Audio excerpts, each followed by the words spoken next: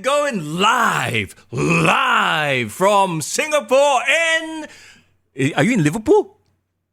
Yeah, I'm in Liverpool, bro. Bro, what's going on? Okay, you might be wondering why Foreign today is a little bit more laid back, a little bit more baritone. Yeah. Tell us what happened to your voice and why are you being so soft, bro? Okay. First of all, this is the first time I think we've ever done a podcast across 2 time zones, bro. Yeah, man. So as we are recording now, it's 6 a.m. in Mm-hmm. Liverpool. So it should be 1 p.m. for you, right? Yes, 1 p.m. in Singapore, 6 a.m. in Liverpool. That's why you're being so soft. You don't wake up all your neighbors, right? Yes, that's one of them. And secondly, this place has very thin walls, bro. Okay. So yes, Very you thin walls. you definitely don't want to I wake can hear everybody up. people and people can hear me. Okay, what have Yes, you correct. So I don't want heard? to go all out. What all out? Do you want to go all in, bro? But you want to double or nothing? Okay, my gosh, we have so many things to catch up. But first and foremost, everybody, Yeah, thank man. you so much for being here with us today. I know we're starting a little bit later, 1 hour later than usual. Rishi, hello to you. Div Royalty, is good to see you as well. And can I give you a big shout out as well, my bro? Thank you so much for covering for me last week. Awesome show you did with the live review, like live on-site review at the SPW event. That was really cool with the boys of Mirage. Yeah, that was fun. That was really, really fun. And the best part was like none of that was scripted, bro. That Oh was that boy, was all live, bro. that's the beauty of pro wrestling, right? Like anything can happen. Yeah. And the fact was that the Mirage boys really, I didn't expect them to have so much charisma. I mean, both of them were really excited post Yeah. show. So shout out to them, man. Well, hey, you know, that's the beauty of pro wrestling as well, right? Even if you're like kind of coming into it, oh, I don't really know what's going on. If it's a good show, they'll draw you in and you'll be hooked. Yeah. Absolutely. It was a big crowd. So it's not only just the Mirage boys. Saleh was there. I brought my girlfriend Ifa was there, and then Woo. like we saw a bunch of our listeners as well, not just Nice. our OG Dave. Shout out to you, Dave. We also saw Tovakin, Mm. and I believe Irvin was there as well. I didn't manage. No, I did see him. I said hi to him. So Nice, yeah, it was a nice. full crowd, and shout out to the SPW wrestlers because they put on a great show, and we still owe you guys a review on the Patreon, so Mm-hmm. look out for that. The star ratings for the show. Yeah. Absolutely.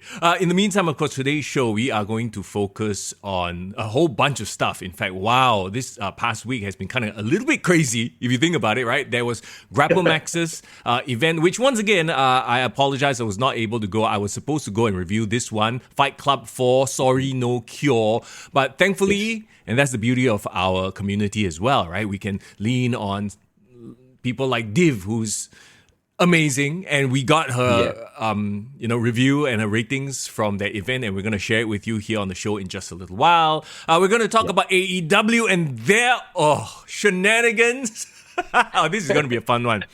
From Double or Nothing, as well as from the Kingdom of Saudi Arabia, the WWE King and Queen of the Ring. Before we jump into anything, though, I want to very quickly once again go back and let everybody know that, okay, the reason I wasn't on last week's show, I couldn't do last week's show, and I had to miss GrappleMAX was, I don't know what you told our friends, but I'm very happy to tell everybody now, my dad actually had a heart attack.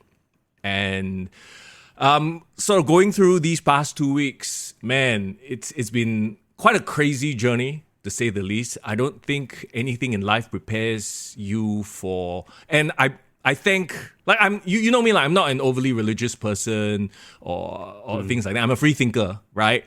But man, it's moments like these, right? You gotta go, was somebody looking out for me? You know what I'm saying? Yeah, because like it's crazy because, okay, what happened was my dad 2 weeks ago, last Wednesday, I was actually taking a nap at home. I mean, I work from home. You guys know this, right?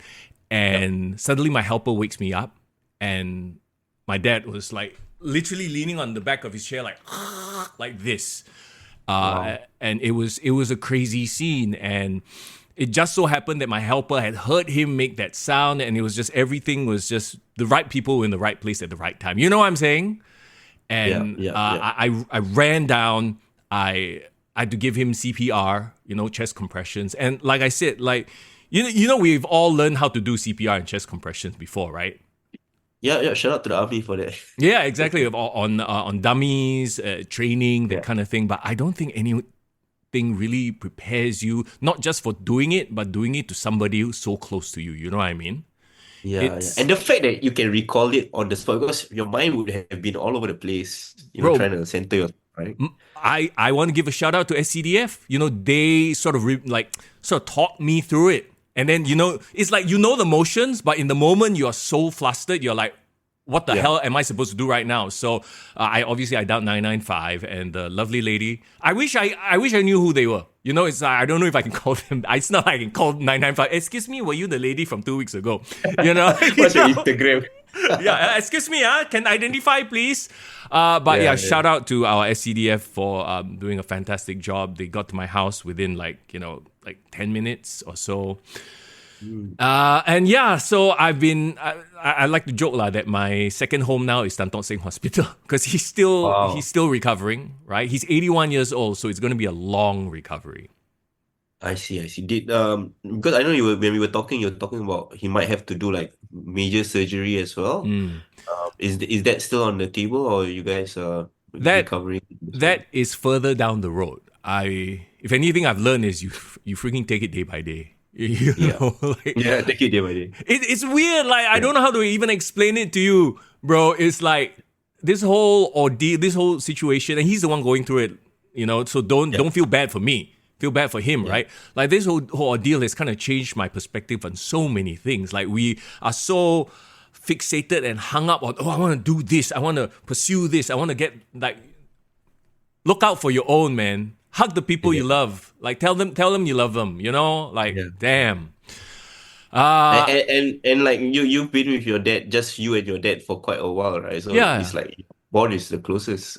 exactly. And also like okay, so there's this thing called post cardiac delirium, right? Actually, after any major Uh, surgery, because you are under sedation, or like in my dad's case, he was in an induced coma for 3 days. That was super scary. Like literally, they have to lower his temperature down, induce a coma so that the brain can recover from the heart attack. When the heart stops, you don't get blood to the brain, and that can cause brain damage. Correct?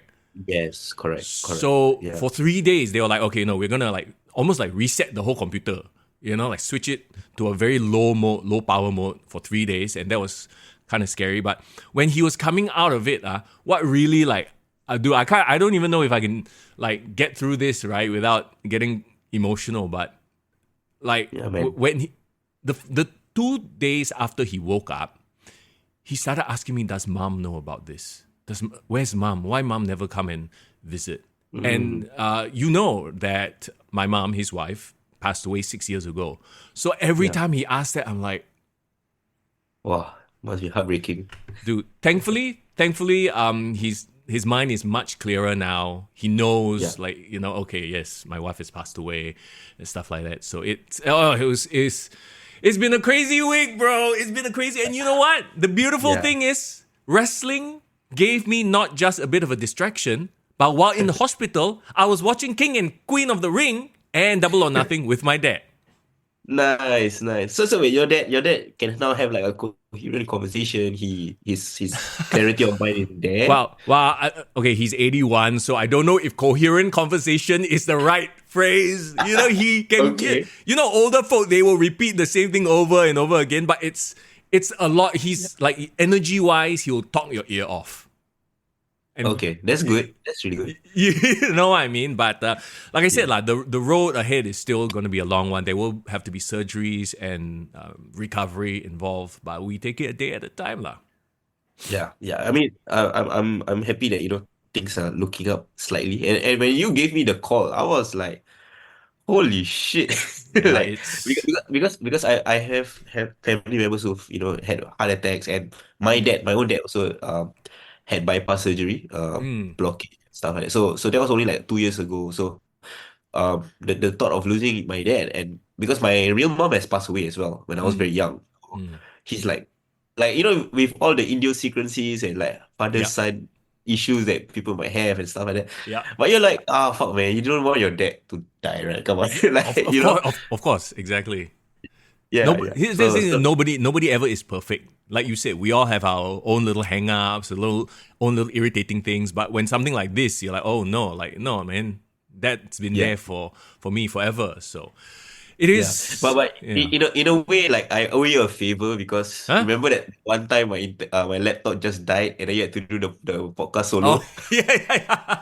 So I feel like okay lah, we are even in the weirdest way, but at least so I already done one solo podcast, you done one solo Sure. podcast. So I guess we are back to we are now Salih has to do one solo podcast. Well, you know what it is like, right? It's like when the tag team and then the tag team partner injury or has to be away. Then you see that fella Yeah. all of a sudden become a solos wrestler for a while. So hey, you got my back, I got your back, and hey, we Yeah, appreciate the community as well. Mama Daniel, not role model, or is it? I got no role model, sorry. Haley, Rishi, thank you all, Div, for being here as well. And thank you for the well wishes as well, by the way, up in chat.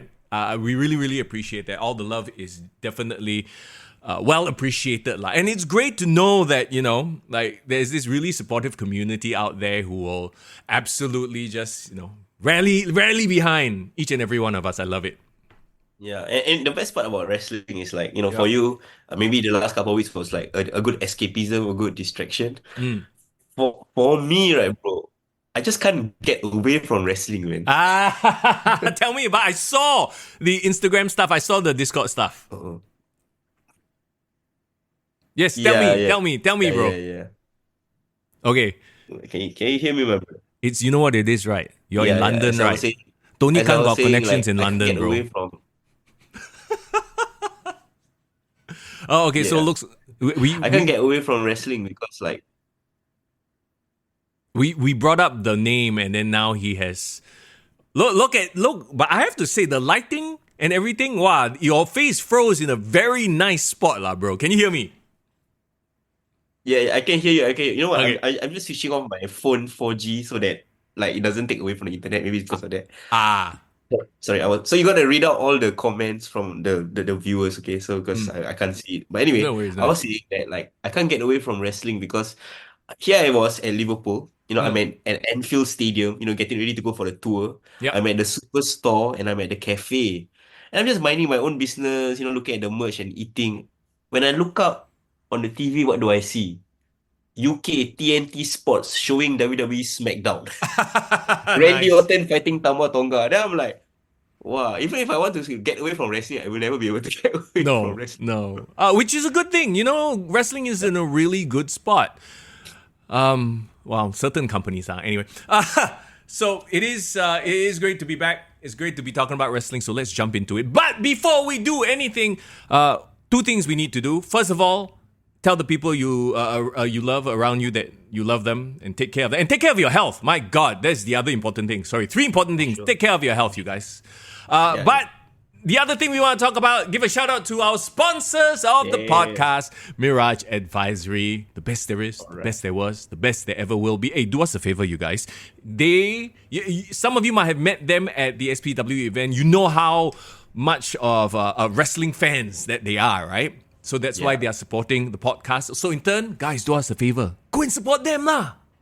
Yes, for sure, for sure. And you guys, like I said, those people in SPW, you've seen them in the flesh, Daniel, Fi. They are really passionate about wrestling, but they've never seen local wrestling. And then now that they have seen local wrestling, Yeah. man, they are like, hey guys, we are so happy, for investing in us in the podcast because they want to support the community as well. So, it's a win-win for both of us. So please, guys, go follow them on their Instagram if you haven't. Follow all their content.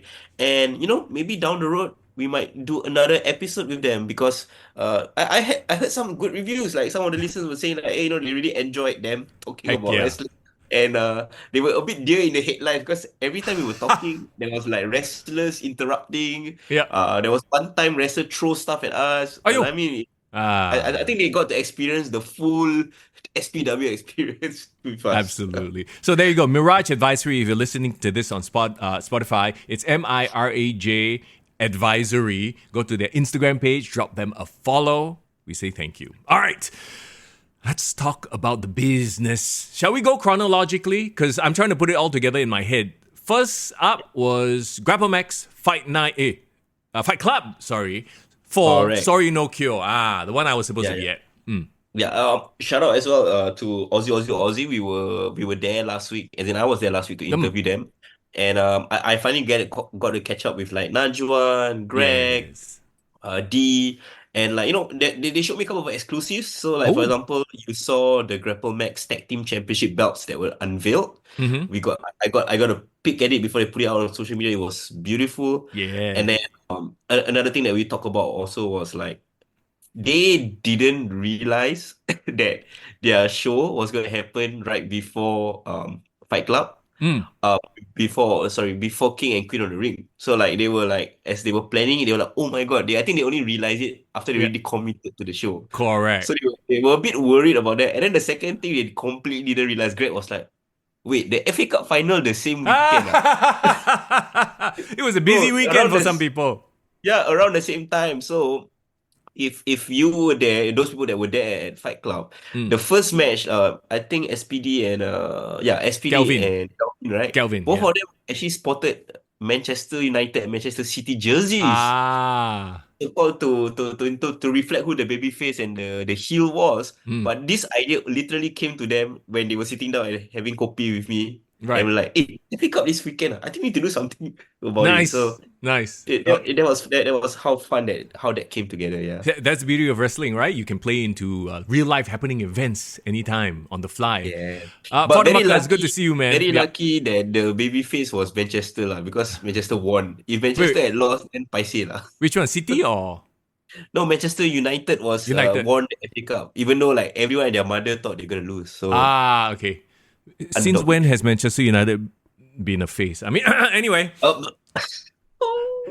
Sorry, I literally have a work chat right with Man U fans and Liverpool fans, and they're always at each other's throats. It's the most annoying thing. As a non-football person, I'm like mute group. I feel you, bro. I feel you. You know what? Before we talk about GrappleMAX, funny story. So, a lot of people think that I'm in London, but I'm actually in Liverpool. Mm. I was in London when I landed. Ah, Spent a couple of days there, and bro, I left for Liverpool on the same train that the FA Cup final, like it was really near the Wembley. so a lot of the attendees were there, lah.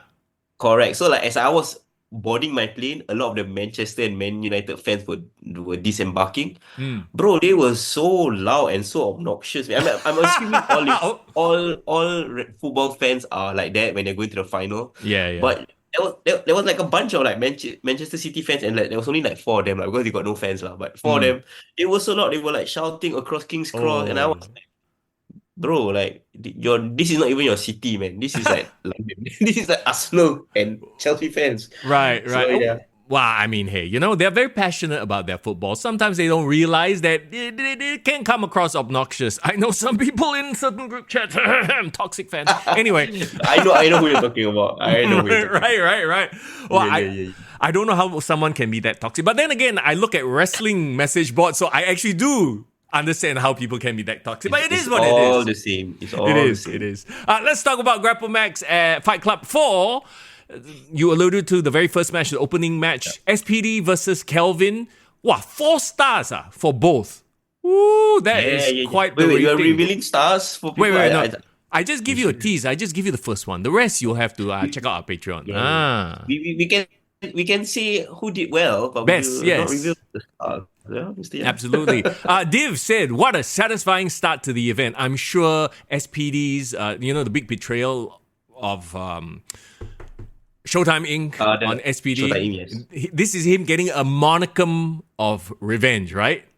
Yes, correct. And I saw a bit of the highlights from the match. So like as I was saying, like, SPD wore the Manchester United jersey and Mm-hmm. Kelvin was wearing the Man City jersey. And the crowd I think was pretty hot based on what I saw from the Insta stories. Like Yes.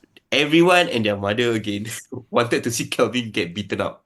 So it was a satisfying finish. But I think Kevin really showed himself out as well. Like Mm. he did put on a great performance. So maybe a bit of like a Cactus Jack versus Randy Orton kind of vibe, you know? Okay. Yeah. They did mention that SPD refused to forgive Kelvin and punish him at the end of the match. So a little like, the whole heel bag off thing, right?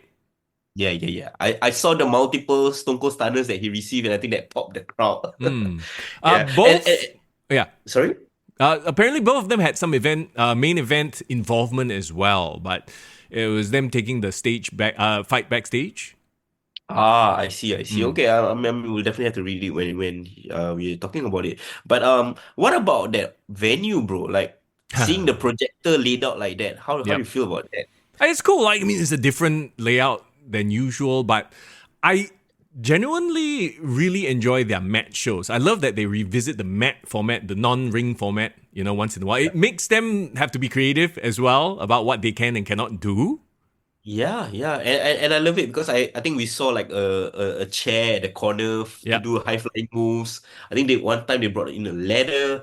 I mean the both promotions have been stepping up because we've seen Clash at the Club with Mm. SPW in a Siam Tiu. Siam and Tiu, then yeah. and then now at Projector in the club. So I mean I love how innovative they're becoming Yes. with their show. So that's great. That's really good. I mean, it does seem like it's going in the right direction. SPD obviously needed that return win, blow off a little bit of that backstabbing, but this is his road to the championship now. Ooh, Exciting exciting times. times. Yeah. Finally, cash in that championship. Because the thing is, right, I've always wondered, SPD is like this anti-hero or like, but still beloved. And of course, you Mm, got Wilson, right? mm. So, for me, if you're gonna have that as a babyface versus babyface match, either both babyfaces have to be super compelling. At this Yep. point, Wilson is not, to be really Mm, honest, or one of them has to turn. yep. And if based on the crowd reaction, I think Wilson should turn Yeah. because SPD is like getting a hell of a crowd reaction. So I'm curious to see what direction GrappleMAX is gonna go with this. I mean, can you see Inglorious turning again? Because, they were heel to begin with, and then they kind of de facto turned Yeah, face recently, yeah, and yeah. then to switch back might seem a little bit weird. So we'll have It's to wait it's and a see. it's a booking conundrum, and that's why Yeah. we are not bookers, right? We are just Yeah. the fantasy bookers. Yeah, it will be interesting to see how they handle that. Lah. All right, let's move on to the next one. Oh, talking about turning heel, Sean from Aussie, Mm. defeated Ming Rui. Okay, so, I mean, you saw the promo. You see the whole thing where Sean is starting to be a bit more of a dick, lah, huh? Yeah. Bro, did you listen to a bit of a few sound bites from the interview that we did last week? What are you referencing? Bro, he put a lot of hints there. If you listen right, you know Uh, that he's turning heel for right, sure. I mean, The way he answered some of the questions, bro. sure. So, I mean, we can kind of see the writing on the wall. And the fact that they put him up against Ming Rui. I mean, come on. You, Yeah. you know, Bravo. it's like a bit, I'm not saying anything, but it's a bit like low-hanging fruit. Yeah, sure, beat on the girl. Sure, yeah. That's heat, right? Yeah. But it's not just any girl because Ming Um, Ming Rui is like a pretty badass at this sure. point in time. Like Yes, she has a yes. character. She got she has the strength and power. So I would say it's still a sizable matchup. But yeah, it's a dastardly thing, right? To fight a girl. Yeah. So Apparently, there were chants of "you sick f" to Sean, and it was hilarious. Well, yeah, yeah. yeah. What did he do to her? I mean, That he's he bully her lah, I see. Let So me see. he did pick up the win in this one. And I mean, rightfully so. They are trying to, push him in that direction, that dastardly direction. Yeah, and very interestingly enough, I mean, Sean got the higher star ratings in this Hmm. match. So I feel like this wrinkle in his character. Remember, we were always been talking. We want Sean to have a bit more of a character, right? Mm, Because he might be a bit bland as compared to YC. mm. So having this wrinkle of him turning heel and this story actually kind of now makes him very compelling. Now we want to see what It he does. does, Yeah. right? And why he's like this, right? Let's move Yeah. on to the next match. Is this their actual team name? Because it says here Broken Bad, Big Dave and Ban. Is that their official team name, or did you just come up with a new name for them? Broken Bad, is it supposed to be a reference to Breaking Bad? I Yeah, mean, right. yeah. But yes, Broken Well, Bad versus MLG, Joses and D. okay, MLG is midlife goals. That Yep. is their official tag team name. Their unofficial is Gout, Gout apparently. is better. I still love Gout. Gout. Oh, Easier to I chant. forgot what Gout stands for again, but I know it stands. Oh no, it's not. They stand for anything. It's just because they are older people, so they got No, Gout issue. no. Originally in their skit they made it stand for something, but it was a joke lah. Yeah. Okay, so MLG slash Gout. So that's the legit team. But the Big Dave and Bun, remember the previous show? Yep. Bun turned heel. Bun had and just basically said yes to the dark side in Wait. Amplify. So Yeah. this is the continuation of that story right now. Yeah.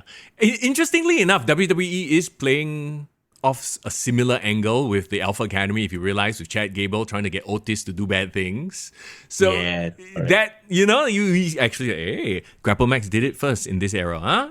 Yeah, it's a tried and tested method, man. I mean, it's a great way to build something between them. Yeah. Very quickly, I want to mention, just to backtrack a bit, Divya as well had a little bit of involvement. They set up Ming Ray versus Divya for the June show, according to Okay. Div Royalty. So I met Divya when I went to interview Aussie, and she comes across very sweet and all that, but like apparently like She's has some badass. legit cred. She Yeah. has some legit street cred from Mm. her Indian promotion. Apparently, she trained in the promotion that Great Kali set up. Nice. So, so yeah, I'm very excited to see her in the ring. So that's gonna be interesting. But back to Broken Bad. I guess Yeah. maybe that's the reason for that name, right? Like, Breaking Bad, like he's fully turned to the dark side. Apparently, Ban had no resistance to Dave's nastily instructions. So he's following, he's Broken Bad. He's Darth Vader already, lah, bro. Yeah. Anakin gone already. Yeah, that's Not Darth why. Vader. So, let's see. Both teams made full use of the hyped up crowd, with D even getting a bit of a boost from the crowd for his parang. Wait, what? What barang? D had explain, Div. Why got parang suddenly come out? I mean, I've been told, that one looks like a parang, so I maybe he's talking about that. I don't know what's going That on. seems like a weird shape, lah, bro. Parang fat at the end, skinny. There's a curvature right there, bro. It's like bendy like Beckham, right? What exactly are we talking about here? We're talking about football and wrestling. Oh, That's okay. cool. Yeah.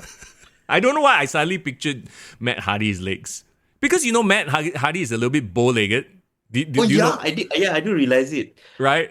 So His bone nigga really, really obvious. yeah, obvious. So when you talk about Ben, I suddenly think about him. But anyway, that was my way to get out of that situation. Oh, Div Royalty says the running chop move that he does is called the parang. Oh. Understand. Okay. Gotcha. Okay, let's completely forget the last 30 seconds of conversation. Okay, the parang, yes. Let's not and clip it and put it as a clip because that was hilarious stuff. Anyway, pretty decent ratings for everybody. But Yeah, Dave and yeah. the two Ds, the double Ds, were sort of the quote unquote higher rated wrestlers in this one, apparently. I mean, Dave has been on a streak, bro. Actually, quietly, right? If you've been paying attention to the star ratings the last couple of shows, Dave has consistently scored really, really high, and I think No it's testament surprise. to his character. Yeah, it's testament to this storyline as well. But to me, it's no surprise because he's Big Dave. He's the guy. That's why he trains a lot of them as well. He's the veteran. yeah. So Yeah, and but this time, what makes it so interesting is it's not just us acknowledging it; it's really the communities, the listeners as well who are giving these stars. So nice, good job, Dave. let's talk about Lavin versus Simon Xia. I saw some of the clips and highlights on Instagram as well. They brought intensity to their match, according to Div, with stiff chops and slaps, and surprisingly some grappling skill from Simon as well. Oh yeah, it's an interesting point to make that, no turnbuckles, so no stuff for him to fly off. He's a high flyer. How would he fare in a very mat-based wrestling situation against a mat-based wrestler like Lavin, right? Yeah. Very interestingly, the fact that they've been a tag team, they are learning right from each other. So I think maybe a lot of the grappling that Simon is employing in the match came from his training with Lavin as well. So that was a very interesting wrinkle in the match dynamic. Unfortunately, though, they did not make up after the match. You talk about them being a former tag team. I saw the clip of Simon, his shoulder, walking away from Lavin and then shoulder bumping him. Yeah. Very interestingly enough, I think the fact that they have solidified this turn, right? That they are not going back as a tag team. No more surf and turf, as you like to call them. Oh man! Unfortunately, Div says Yeah. she wants Lavin and Simon to have a best of 3 series. ooh, okay. So I'm assuming this match was really well done in a technical sense. And engagement. I did see. This was the match where I saw Simon tried to do or did was it like a Jeff Hardy swanton on a chair, but Oh, because the projector's ceilings is pretty low, ah. so there was like piping in the way. So I think some people were chanting like please don't please be careful or something like that. Oh my goodness, that's cute. That's funny. Yeah, Um, yeah, yeah, okay, so let's move on to the main event of the evening. I see a lot of stars. Well, it was yeah. full on, like, faction warfare lah. Finally, we got the blow off. And man, it sucks that I missed it. Inglorious versus Showtime Inc. Finally, the big blow off between the two factions. Greg, Hotshot, and Wildfire versus Showtime Prabhu and Julian. And like I said, there are a lot of stars here. Yeah, yeah, and I think it's really really cool that the match immediately started with chaos.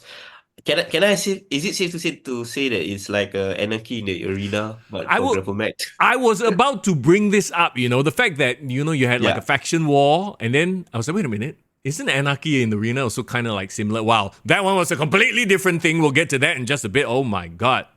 yeah, yeah. Very interestingly, I think generally Div just said that there was a lot of double team A people lot of double taking team moves. moves. Yep. But the ones that got the most, yeah, the one that got the most ratings were the leaders of each faction. So I think the generals commanded their troops really, really well in this match. And once again, I'm not surprised. The veterans are, leading the way as they should, right? And at the same time, while they do it, bringing everybody else up also. Oh, I think that is Yeah, a look agree. of agreement from Foreign right there, even though his face is frozen. Okay, there you go. We got you back. All right. I think, Yes, yes, bro, I've agreed. bro, what you need to do is you just have a permanent smile. No matter what Yeah. you say, you just smile so that if it ever freezes, at least you look handsome. Okay, I just do this. I Yeah, just do the whole this. way you talk. Oh my God, look at the Yeah, yeah, zoom. yeah, yeah. The fireworks. So Oh, my face can lag, but special effects still can be shown on my yeah. Zoom. Yeah, I don't know. Zoom. What is up with that? It don't make sense to me, bro. It don't make Yeah, sense. but I hope they post this on their social media soon so I can, give this a watch. It sounds like it was such a fun show. And once again, it's the, like a intimate Yep. space where you can really get the feels of, an event like this.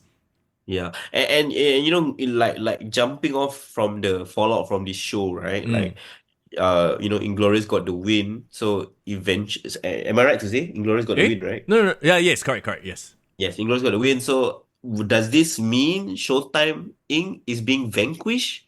Is there gonna be a part Uh, two to this war? Because like there's a lot of people threatening to break out in Showtime Inc. In my opinion, like it's not just SPD, right? yeah. We have seen like Prabhu stepping up. We've seen Julian becoming more of a force, and of course Kelvin. And so like I'm just, if I was Showtime, I'm thinking Yep. like how do I motivate or remotivate my troops as well as like get everyone in order, because the egos are gonna clash. In my opinion, Glorious got the moral victory here. Yep. They can move on. But what's gonna happen to Showtime? That's the interesting thing that I'm gonna pay attention to. Yeah. And moving ahead as well, now they're going to focus on their tag team championships, like you alluded to earlier, and they've showed everyone what the belts look like on their social media page as well.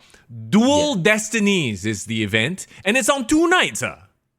Yeah, yeah. Wow. They're gonna go all out for this. So everyone's in tournament mode, bro. It's not just WWE, AEW, it's GrappleMAX as well. So Yeah, man. well, I'll definitely be back for that. So hopefully, Yang, you and me, we can catch these Well, two-header shows. it's the day after my birthday, just FYI. June 22nd Yeah. and June 30th. Wait, June 22nd 29, and 30th. 29. Why am I even talking about? 29 and 30th. There you go. Yeah. So it's that one weekend lah, basically. So it's a WrestleMania Yeah. season, day Yeah. one and day two. Wait, Yeah. is there a Saturday and a Sunday? It has to be, right? Let me double check real quick. Yeah. Let's double check.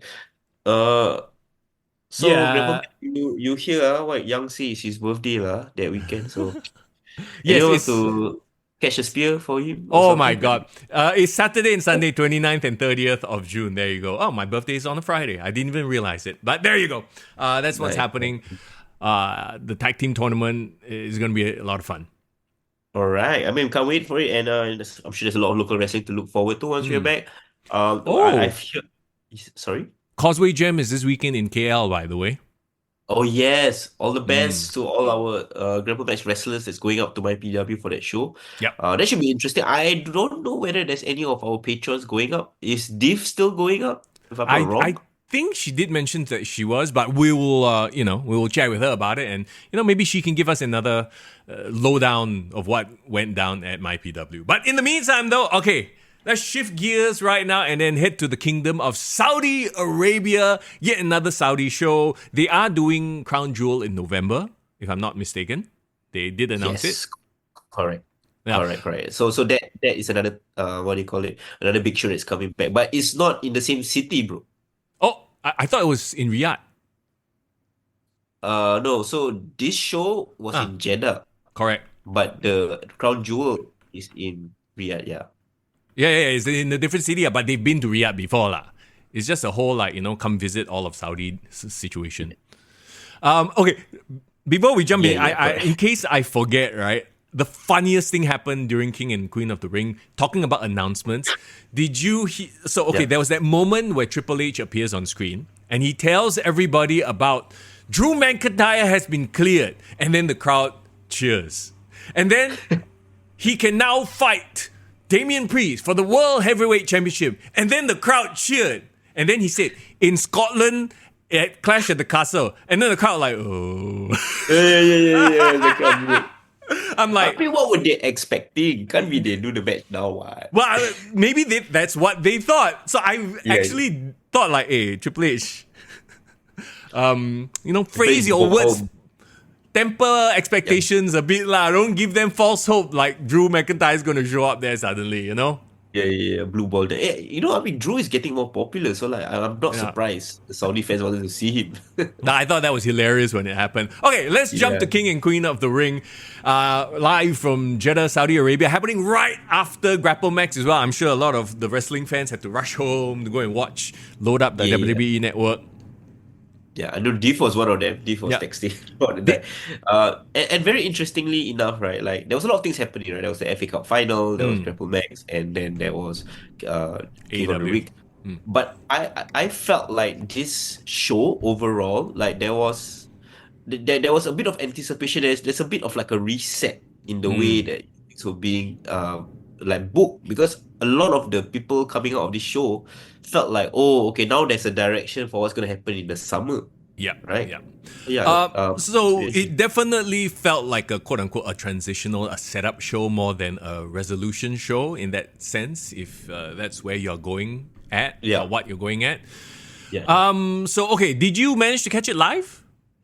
Yeah, I did. I believe it was like 6 p.m. here in Liverpool. So it was a good time for me on Yeah. Saturday. Yeah. Just came back from all my like, jalan-jalan, but like I was very interested to see. There's only one match I was interested to see, like, to be really, really honest. And we can talk about it later, but let's talk about the Okay. rest of the show. I did not watch the pre-show, but on the pre-show was Bianca Belair and Jade Cargill, who I heard, even though she was wearing the full body suit, can see abs. So I'm like, whoo, her abs, power lah. Can see abs and nothing else was poking out, only the abs. Just the abs, bro. Just the abs. We focus on the abs, okay? Just checking. In the most decision ever, they beat Candice LeRae and Indy Hartwell. Like, Yeah. why Poor why guys. even have the match? Poor girls. Okay, it makes sense when they were, wrestling in Australia because, Indy Hartwell. Yeah. But I think they literally pulled the trigger on the storyline like a few days before. Like, and I think they kind of reference how in the first round, Candice LeRae kind of injured Bianca Belair in her knee, and that played throughout until this match. Maybe that's the reason why as well. Yeah. But wasn't Candice also doing the whole Mean Girls act with Maxine Dupree? Like, why are we not getting a blow off of that? Now Maxine is sort of in her whole, like, Alpha Academy, Chad Gable storyline, right? And they've sort of, like, kind of left it hang. I don't know, was there a resolution or maybe I missed something? But I thought that It's multiple storylines happening at the same time. That's what I'm getting. so it becomes like, it's not a main focus storyline and therefore it just kind of becomes a by the way situation, huh? Yeah, seems to be Yeah. the case. Yeah. We've said it before, but is Candice LeRae and by association Indy Hartwell sealing NXT? Ooh. Like That's they, $1 million question, right? Right, and if you want to extend that same comparison to Tommaso Ciampa and Johnny Gargano, like they were the linchpins, the pillars of NXT in their respective divisions, right? But on the main roster, they're just there, I mean, to be honest, to be fair, Triple H has a lot on his plate, and Yep. like he could build the show around these people, right, back in NXT. But now they are mixing up with like the big boys, right? So Yeah. of course you can't expect Ciampa to like suddenly be on the same level as like Randy Orton or like you know what I mean? Like they're gonna build themselves up towards that. Yeah. I think, see, that's the thing. I think that Ciampa could get to that level. It's just that he gets stuck with his best friend from NXT and it takes him down. Because, you know what I mean? I see. I don't know. Like, even as a tag Okay. team, they are sort of an afterthought tag team. Same with Candice LeRae and Indy Hartwell. So, yeah. No, but I get exactly what you mean in that, like, you got Candice LeRae, Indy Hartwell, or you could be pushing Bianca Belair, Jade Cargill, Nia Jax, Asuka, all Yeah. these big names, right? Like, yeah, they...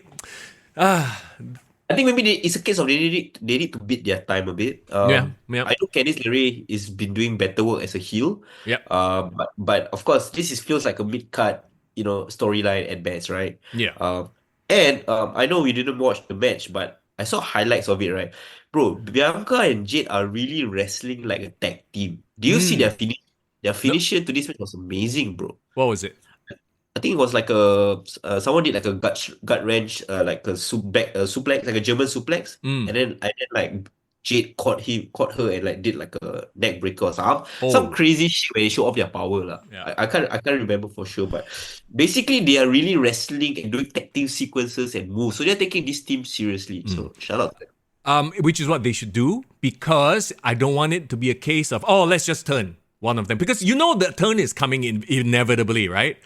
But Yes, for us to give a shit about the turn, we need to care about the team first. Yes. So build them up. Do a Hogan and Warrior. Go 1 year Yeah, as yeah. champion before all I care. Yeah, no, And- exactly, right? Have them be dominant and give them the numbers to back it up. Like, 697 days as tag team champions or some shit. Then it means something when they lose. And meanwhile, in the interim, Jade can get her reps in the ring with Bianca, Yes. with everybody else Yes. to sort of guide her through, because we know she's not ready to be solo yet. That's the point I was trying to make as well. You're absolutely right. I think the more time they spend together, it's more blessings for Jade, for her to learn. And if you realize in some of the backstage segments, it's her taking the lead in Yeah. the promos. You froze for half a second and your face was like... So, smile, bro. You had to smile the whole way through. Okay. Yeah. I gotta do this. I gotta do this. Yeah. There you go. We got the thumbs up from explosions. Zoom. There you go. Okay, let's talk about kicking off the show. Crowd was hot. I love the Saudi crowd. And really, okay, if anything, France has set the stage, has set the tone. Like, all these foreign crowds, they are on notice. You better step up. If not, you don't malu yourself. Because Yeah. they were singing... They copied a couple. They copied Yeah, a couple of the yep. chants from France, right? But here's the thing. They weren't as quote-unquote disruptive as France. Like, we talked about it in the Backlash review, right? Like, yes, I love the France crowd. I love the energy, but they were a bit distracting at points. So my favorites are still Puerto Rico, and now you can put Saudi Arabia up there because they were hot for the whole show. Saudi fans, I think they already got a bit more regular taste of WWE. They come Yep. there twice a year anyway. Yep. So Yep. I think they are more chill, but they are still excited. So that's great. Yeah. Liv Morgan versus Becky Lynch. Okay. So like I mentioned earlier, in the hospital, I was watching WWE. So I put it there and to give my dad something to watch as well, to distract him, right? So Yeah. I got his comments on a lot of these shows. I'm curious to see his Yeah. comments on this. As someone who's literally not watched wrestling since Hogan, since the 80s, since the golden era, right? This is when he was watching and he got me into watching wrestling. So a little full circle moment here. So you got Liv Morgan versus Becky Lynch. I think the one quote that stuck out to me was, not as good as the guys.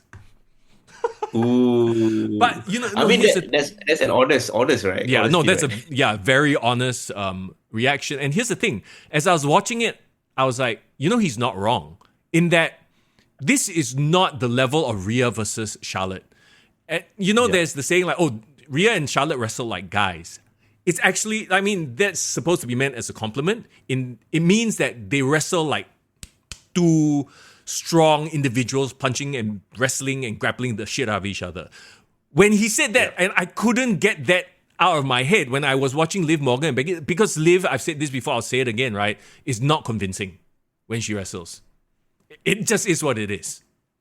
And Becky, out of all the 4 horsewomen,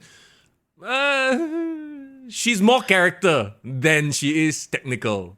Can we agree to that? Right? Because I feel like Becky stepped up when she fought the likes of like Charlotte and Ronda Rousey. She felt like she could hang and was there. But when she's like around other more normal girls, I think it drags her down as well, in my opinion. I think she's the type that shines when she's with the right people. But when she's with people who are slightly less seasoned than her, I don't say drop down to their level, but it is what it is, right?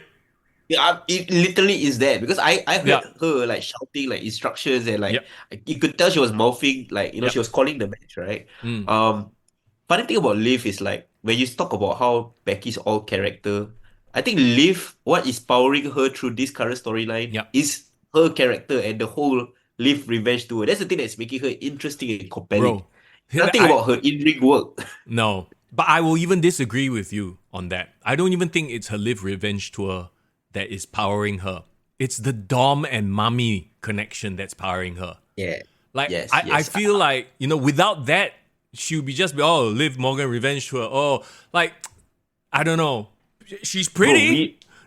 Bro, we all know what is the end goal here, the end game. And the tease was there, right? Dom was part of the finish, right? Dom was supposedly trying to interfere to let Becky win.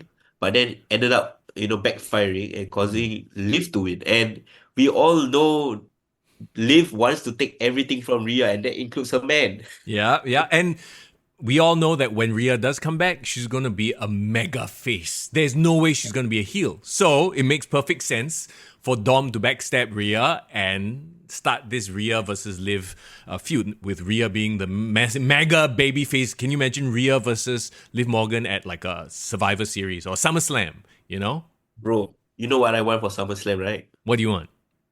Liv versus Rhea, ladder match, custody of Dominic. Oh my God! Custody of Dominic too. Will Rey Mysterio be the guest ring announcer or something? Bro, I don't know, man. I just want to see Dominic hung there like on a shark cage or shark tank or some shit and both of the girls fighting over. I think that would be hilarious. Wait, Tovakin says first thing I saw when I opened IG today is Liv kissing Dom. Did that happen on Raw? I haven't watched Raw. Oh, what are they doing? Let us know. Have they... Oh, yeah. Yo. I just opened my Instagram. Wait, they're looking at each other but they're not kissing. Oh, no, they are kissing. The second picture. Oh, my God. Is it a forced kiss or is it like a Liv? She forced it on him. So he's... Yeah. It's not like a Dom liked it yet. No, not yet. Yeah. Okay, so it's quite obvious. I'm waiting for the kiss back. That's the one I want. So that is what it is, right? Now they're making it very obvious. They were very subtle at first, and now they're making it obvious, all leading up to, of course, Mami returning. And Dom is going to get even more heat than ever. My God, his heat is nuclear at this point. Let's talk about Dom.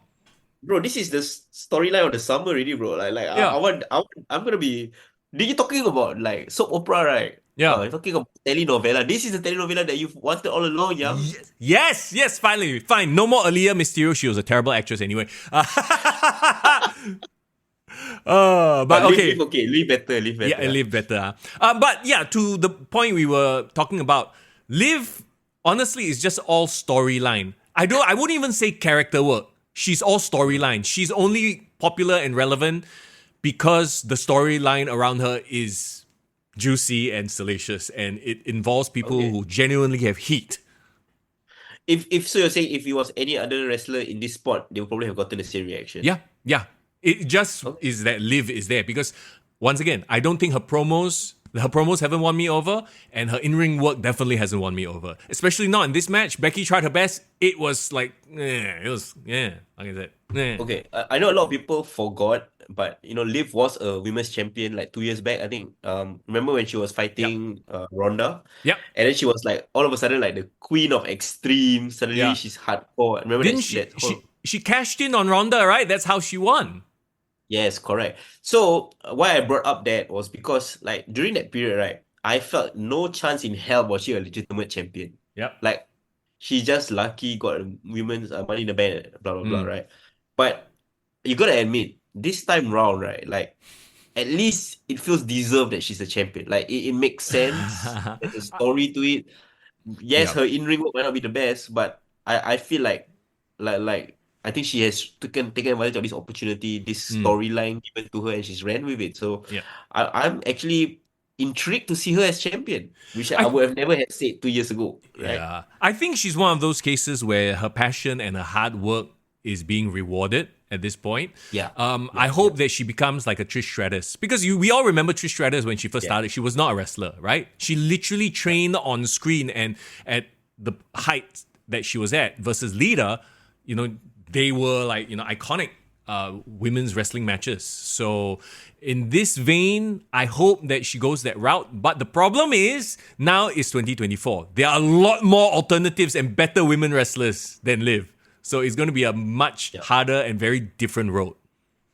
Yeah, I mean she gotta step up and also be very different, like Yep. and doing this storyline is very different already. And I know that you say it is interchangeable, Mm. but if Liv can deliver it, then I think WWE will trust it with even more Yep. complex storylines going forward. So I think so. All right, let's move on to Sami Zayn versus Chad Gable versus Bronson Reed.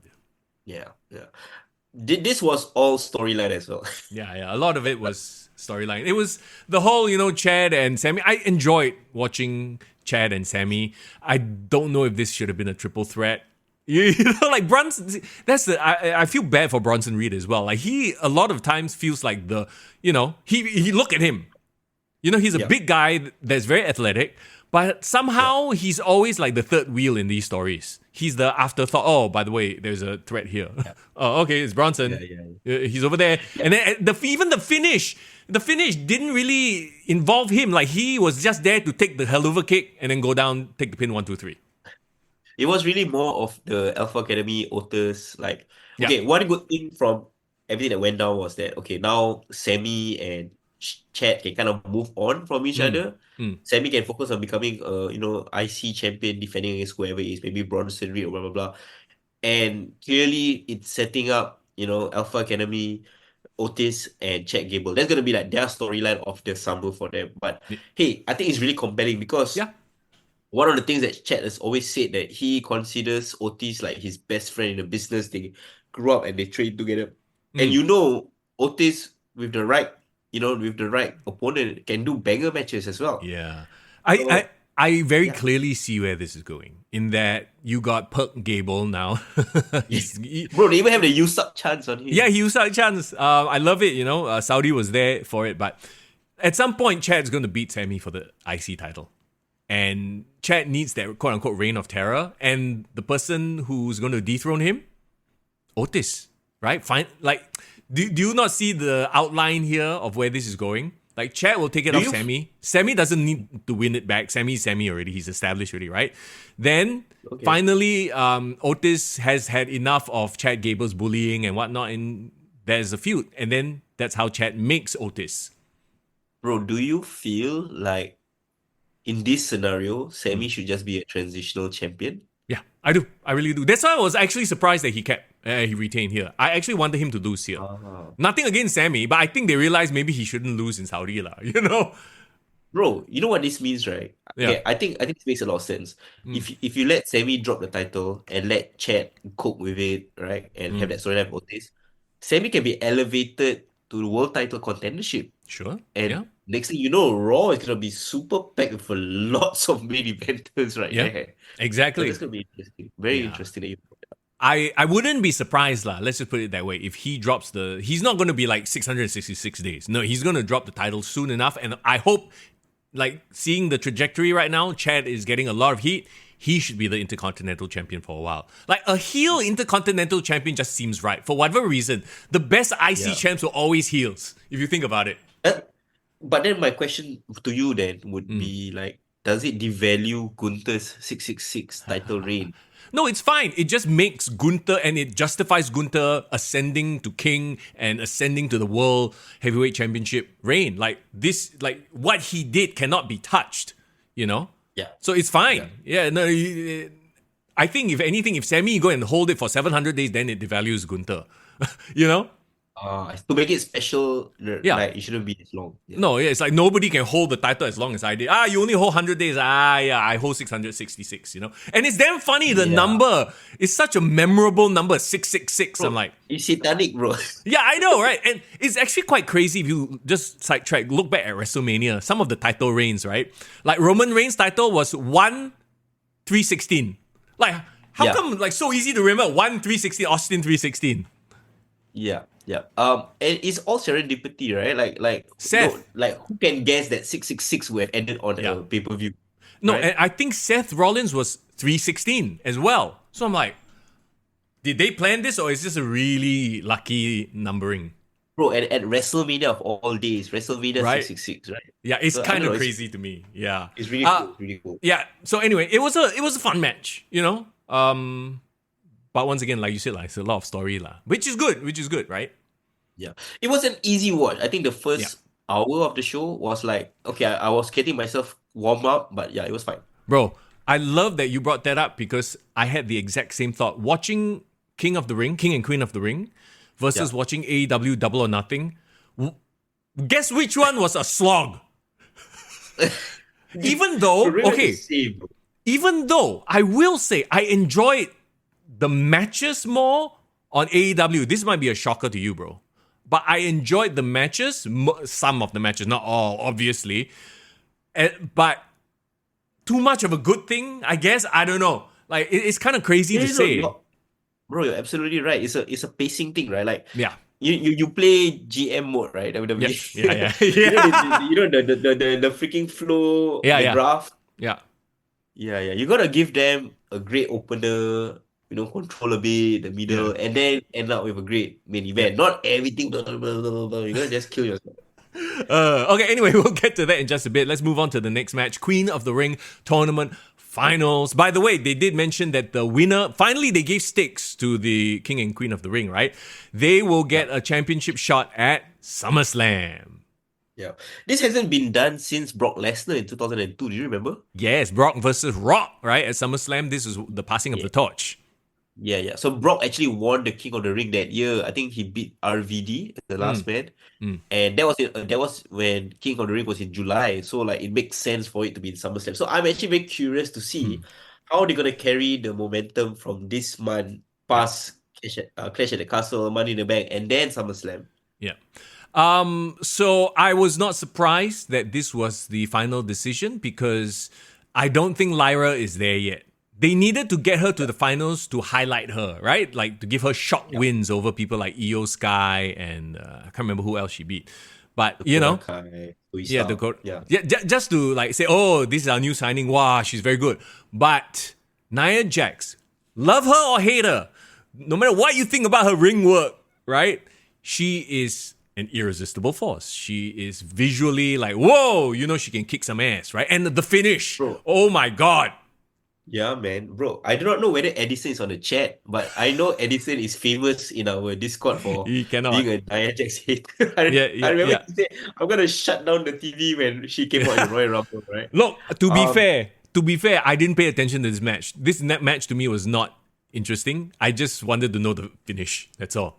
Yeah. But have you been paying attention to Nia Jax's run since her return? Because in my opinion, she has stepped up. Like she's actually really compelling right now as a heel. Yeah. No, that's just because she's booked well. I still don't really like watching her matches because, like Jim Cornette says, it's like trying to wrestle a fridge. You know? I love that analogy, bro. And it's so true. Like just watching her matches, except for maybe the finish, and this was a really good finish. Yeah. Yeah, it was, it was. And the best thing is, okay, first of all, I have no idea why they're pushing Lyra because I don't really see anything in her. No offense. Like, She is a I know bird. she's like I'm like a bird. I the don't Raven, know. she's the Irish, she's all that, but Raven, yeah. and I know she got Becky's stamp of approval, but I just do not know why she's in this spot. Like, Well, bro, mm, Tiffany Stratton in this spot. Imagine that, ah, maybe she right? too Tiffany too thirsty for Saudi lah. You know, Tiffy with the tight top, maybe a bit inappropriate lah. You know. Maybe, And maybe. I don't know. I don't know. I didn't don't know. recently she put out a tweet that was quite insensitive or something like that. Maybe she's getting like a bit of slap on the wrist. Okay, you quiet a bit. What did she say? I can't I remember. forgot already. She tweeted something and then she removed it. So, like might be like semi-racist. I can't remember what it was. But somebody, if you remember this story. Okay, I think it's something against Jade or Bianca. I can't remember. Yeah, But anyway, yeah.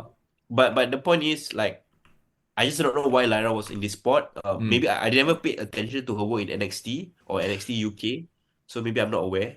yeah. But Like I've said this before, right? And it shows in all her matches. She's technically a good wrestler, but character-wise, she doesn't really like. Yeah, she's got the feathers. It looks cool, but she doesn't stand out. She hasn't. This. It's like Becky Lynch before she became the man. Before she got punched in the face by Nia. So maybe what needs to happen is Nia Jax needs to whack her one time bleed. Then she become bro, badass. bro, the finish already I think pretty badass lah. I mean for Naya lah, when Well, Naya she. literally Yeah. sat on her. Yeah, literally squashed her. Oh my god, Bro, it was a great finish. You know what I think Lyra should be doing? Nia yeah. Jax is the worst person to showcase Lyra against because Lyra is a technical worker. She needs to go up against technical workers as well so they can show off their skills. Against So you're Nia saying Jax, you're literally moving around a fridge. like Lyra was Natalia or Yeah. like Well, I mean, I Natalia's not really there. So that wouldn't okay, elevate her. who is Lah. the most technical women wrestler right now, like in WWE? Shayna? I guess. But, that's a good question actually. You see now I can't even think of anyone like can be like I Yeah. mean I've always thought Natalia was like the best in-ring worker, but she's not highlighted in that way. I get what you mean. Yeah. Uh But yeah, this decision made sense to me, and this only gives. Wait. She is which? Shit, I okay, forgot so which Naya brand. Naya is Naya Raw is SmackDown. or SmackDown. SmackDown. Yeah. So when she wins the Queen of the Ring, so now she has a title shot against Bailey. Is Bailey a bit like already? What has she done No, since not yet. WrestleMania? What has she done I since mean, WrestleMania? she had that triple threat with Naomi and Sure. Tiffany and all that. Mm, I think Bailey's like in the honeymoon period, like enjoying herself becoming champion, blah blah blah. correct. So yeah, there you go. Let's move on to the next one. Is the King of the Ring tournament final. Gunther versus Randy Orton. This one also was a very easy call for me. I think we all saw it coming. It had to be Gunther winning, right? This is the ascendancy of Bro, Gunther. this was the match that I was waiting for. This was literally the only match. I mean, there's other matches that was great, sure. Yeah. But when this match was announced and booked, and we know that this was going to be the one, I'm like, holy shit, Randy versus Gunther, bro. That Yes. is dream fucking match. It is. It is. And it's one of those dream matches you never realize was a dream match until it shows up in front of your face and you go, oh shit, that's gonna be good. Right? Yeah, exactly. That's a great thing to say. And okay, so first thing, like, when Randy got to the finals and it was Gunther. Gunther, we always knew was gonna be like the favorite, right? Yeah. But when Randy went to the final, I actually legitimately felt like, wow, WWE did a great job Mm. making it, like a bit of a blur Yeah. who will actually win. Because like Randy is a legitimate, credible threat to Yeah. Gunther. Like if he had won, Yeah. it would have been a surprise. But people will accept it because holy shit, it's Randy Orton Yeah, becoming King of he's the a Ring, form right? yeah, he's a former champion, and they kind of gave Randy a little bit of an out when he did lose because he got beat up on SmackDown. After the Tamatonga win, right? He got beat up a bit, Yeah. so he wasn't quote Oh, unquote 100%. Yeah, I also wanted to say that if Randy had won, it would have led to a perfect storyline because he would have challenged Cody Rhodes. Oh yeah, that's right. Yeah, But so it not would yet have been lah. great lah. Yeah, Either way, yeah. But I mean, not it wasn't meant to be, or maybe they're saving it for another time. Mm. One thing I want to say though, is it me or Randy is actually bigger than Gunther? He is. He is like bulk wise, right? He is bigger. So it No, but looked very weird because Gunther is it's usually the shit. bigger guy. Yeah, it's hilarious because Gunther wrestles a style where he's like the giant, right? Yeah, yeah, But Randy wrestles like a more athletic, like a yeah. flashier style, Mm, and he doesn't wrestle like a like he's a heavyweight monster, but he's technically the heavyweight yeah. monster here. Well, okay, to be fair, his wrestling style, I noticed this as well in his current run, is a lot slower than before. He used to be the tall, lanky Bro, guy, even more right? slower. Huh? He's always been slow, bro. We're No, talking no, but about. now he even slower, even Oh slower. my. Like he takes a lot more time to sell, a lot to a point where sometimes I feel like can speed things up. I'm not gonna lie. Bro, that was his biggest criticism. Okay, during the PG era, I when you weren't watching, Yeah, yeah, people were saying that Randy is a boring champion because he's just so slow and too methodical. yeah, yeah. So it's Oh, funny when you say that he's even more slower now. yeah. I don't know. It just feels like it. Maybe it is what it He is. loves But the art of selling, lah. He loves the so psychology. he like Edge lah. That's why him and Edge a good tag team, right? They both sell. Bro, but one thing very funny, right? I Mm. can tell for a fact, right? Randy hates getting chopped. He's not a fan. Like you can tell he like fucking got pissed off, like kena Yeah. chop. I heard I saw on Instagram somebody posted a meme. Even his voices in his head felt that one or something like that. Because yeah, you see Yeah, his yeah, face. yeah, He's yeah, like yeah. he's talking, after he gets slapped, or either that or it's just really The good selling. I remember like Undertaker also said in an interview, he always told Ric Flair, I do not want to get chopped. I hate getting chopped. That was his WrestleMania 18 match with Flair. Well, So if you watch any of Taker's matches, right, you understand, you see like no one, Chris Benoit, Kurt Angle, all Shawn Michaels, all never trying to never chop. chop Undertaker. Ah, He so only allows some people like Shawn Michaels. he better never go to AEW or Japan lah if he don't want to Yeah, chop. yeah, I think probably that's why he never went. Yeah. So I think Randy also the same issue, bro. He's like, maybe we must have told people, okay, I do not want to get chopped. If this Mm. Gunther guy want to chop me, can only chop me 2-3 times only. But why? Like I don't understand why. Like it hurts. I guess is that the reason? Yeah, it's really a pain thing, lah. Okay, like okay, you can tolerate a backdrop, right? Mm. You can tolerate like a slam to the body, but like a chop stings like crazy. It hurts at that moment. It really like legitimately hurts. So I think even Bret Hart also said Mm. Bret Hart also not a fan of chops because he said it Ah. doesn't make sense because I mean from a performance point of view you wanna hurt them but in a very dramatic over the top way, Yeah. but it doesn't hurt the person, but the chop doesn't do anything but hurts the person. So That is actually the best argument to not chop people. There's actually, of yeah, course, it had to come from the best there is, the best there was, the best there ever will be.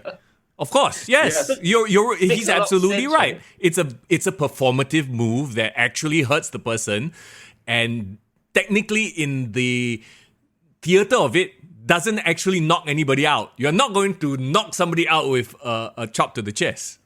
Correct. Except when you do, it's a big deal.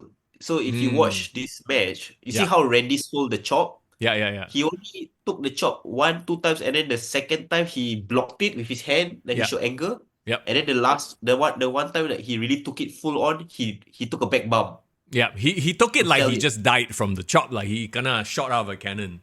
Yeah, so that's how you sell a chop, not do a million. Wait, wait. Eddie Kingston, this is the Eddie Kingston special. No, that one is like you powdering up my titty. No, that doesn't work. Okay, that one. Okay, Eddie Kingston is the master of the titty slap. That's the titty slap. He's not a titty master, he's a titty slapper. Yeah. Um, uh, I I think this was my second favorite match of the night. You Yeah, you yeah. can tell which is my favorite lah. Okay, for sure. Okay, I mean, this is my personal favorite because I mean, Sure. I'm a fan of both wrestlers. So am I. So am I. Yeah. And the way they wrestle this match makes so much sense for both their characters, right? Yes. Exactly. So I loved everything about this match. One thing I didn't like about this match was the finish. You saw the finish, right? Oh, okay. So there was a thing where like his shoulder was a bit up, right? So, okay, did they mean to do a cock up finish there? That's the thing. I am scared to say that I think they botched it. I think they botched. Oh, I like think they they was did a Ronda and Becky right. situation. He was supposed to be down, but for whatever reason, his shoulder was up, and then nobody really noticed it except for Yeah. the camera. Bro, and the worst part is the referee was right there in front. The referee Mm, saw it. I know yeah. for a fact the referee saw it, but the referee just counted because he know that this was supposed to be the finish. But Yeah. he could have just easily told Gunther, hey Gunther, you need to like, Yeah. bring it down and he can count. Yeah. Uh, and that caused some controversy because if you realize, none of the commentators mentioned it except for Corey Grace very briefly, and he also just like breezed over it. Yeah, he literally said, I want to take a look at that again or something like that. I want to have a look at that. And that's And it. then They just nothing happened. brushed off. Yeah, they moved on. I But I saw, think Triple H, yeah, right? Say yeah. something. Sorry, Did you say. he? Like, I was about to say that because I saw on social media a link, but I didn't click it lah. That, Yeah, so Triple H Triple H did addressed it. address it. I think somebody asked it as an exclusive. Mm, That point blank asked him up front, the shoulders were clearly off the mat. Is there gonna be a way to resolve this, right? And I think Triple H said that, I think they both wrestlers should get a chance to have a rematch so that mm, Randy can have a legitimate claim to, fight for it, and Gunther can remove this asterisk, from right. his win. So Well, I do not know whether they're gonna do a rematch with the crown on the line. I, I don't know about that. Yeah, because If it's like anything, VAR, right? It's like it's yeah, done. It yeah. sucks. We know it wasn't supposed to be a goal, but the match has ended. We're not gonna repeat the Yeah. match. But the beautiful thing is, this is wrestling. They can spin it into a story. They can spin Yes, it off into oh, you didn't win. bro. That was not legit. Good, Blah blah blah. bro. Gunther Randy rematch at Clash at the Castle. What do you think? Sure. Yeah, let's do it. Let's go. I'm all for that. Go for it. Yeah. Okay, let's go to the main event. You got Cody Rhodes, Logan Paul. I mean, this entire match was like you knew exactly who was going to win. Like, there was no doubt, right? Like, there's no point. At no point did it ever seem like Logan Paul was going to win. Even though they tried to Yeah. tease it, like in your heart, did you ever think that Logan Paul was going to win? No, for sure, no. But that's not the point of the match. I don't even No, think that was the point of the match. you know. Uh, Okay, bro, I know the criticism, right, is that right now Cody as champion very boring. But that's only because he hasn't really been involved in a long-term storyline. It's like he just came off a long-term 1 year storyline, right? yeah. So do we need to speed him into another big drama? Or is it, let him just No, hold the title and cook for a bit? let him let the big storyline come at SummerSlam, like a major show. Mm. Like, I don't mind having him having like one-off challenges throughout the summer, like Clash at the Yep. Castle can have a one-off match, Money in the Bank, Mm. and then have that big blow off. But the thing is, right, there's no Rock yet, no Roman yet. There's very few people that can have that long-term big storyline with him, and to me, Randy Orton is one of them. Mm. Uh, but Randy Orton is like doing great work as a babyface, so I don't want him to turn heel so fast. Yep.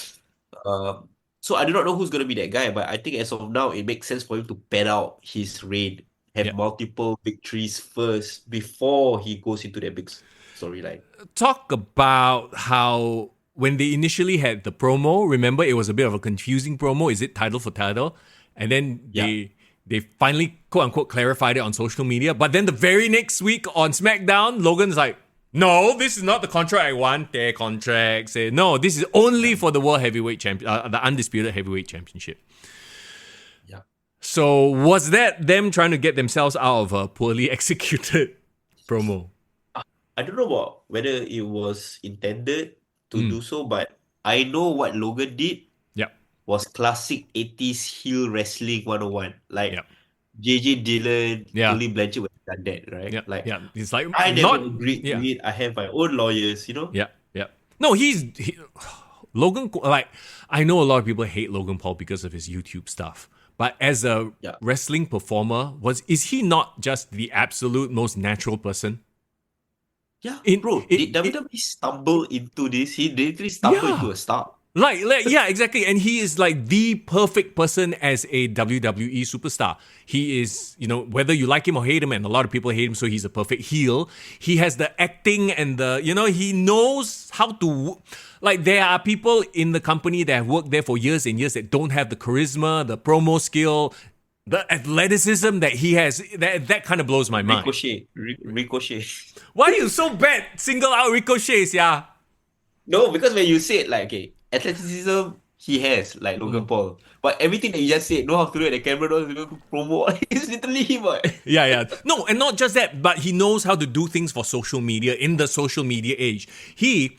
I must say it right now, mark the date down on your calendar, 28th of May 2024. Logan Paul might be the perfect wrestler for this generation in this media space right now.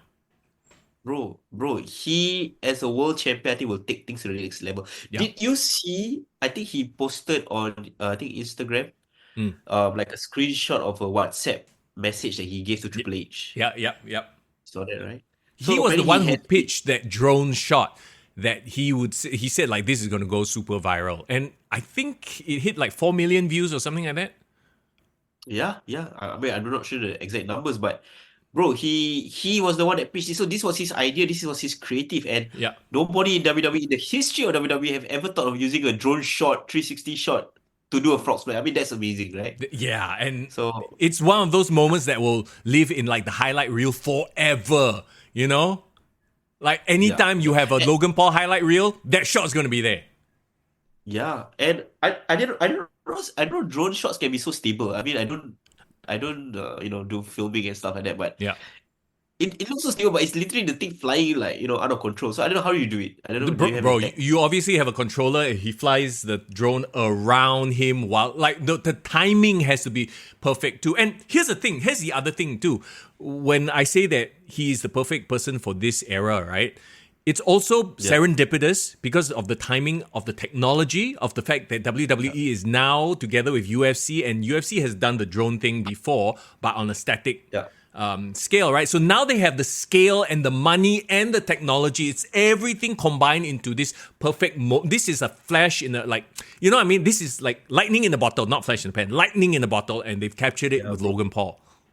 Bro, this is like levels of world class, Yeah. talents coming together at the right time. It's just everything come together And if perfectly. anything, right, other wrestlers are gonna see this and be like, "Shit, I also need some cool ass moments." So now everyone's gonna get their brains working. The gears are gonna turn. Oh, what kind of cool spot can I do? Yeah. To work into my match, and this will elevate the industry in terms of how it can be presented. Yeah. I Bro, but will. beyond that, right? I feel like, what Cody Rhodes and Logan Paul did to me was like Logan Paul proved that he's always been like a big time main Yep. eventer. Like Yep. the way he wrestles is like a main eventer. But Cody Rhodes brought out a great wrestling match out of him. Like they were doing some great amateur wrestling and Yeah. like gave him a lot more street cred. Yeah. You Oh know? yeah. Yeah, for sure. Like even though at this point him holding the US title is a bit like I feel like he's outgrown the US title, Logan Paul. Really, like a vanity. It's more like a vanity title at this point. Yeah, like I don't know if it's elevating the US title per se. I think he will elevate the next person to win it, when he finally does drop it. But yeah, right now, I don't know, man. Like, watching this Bro, match.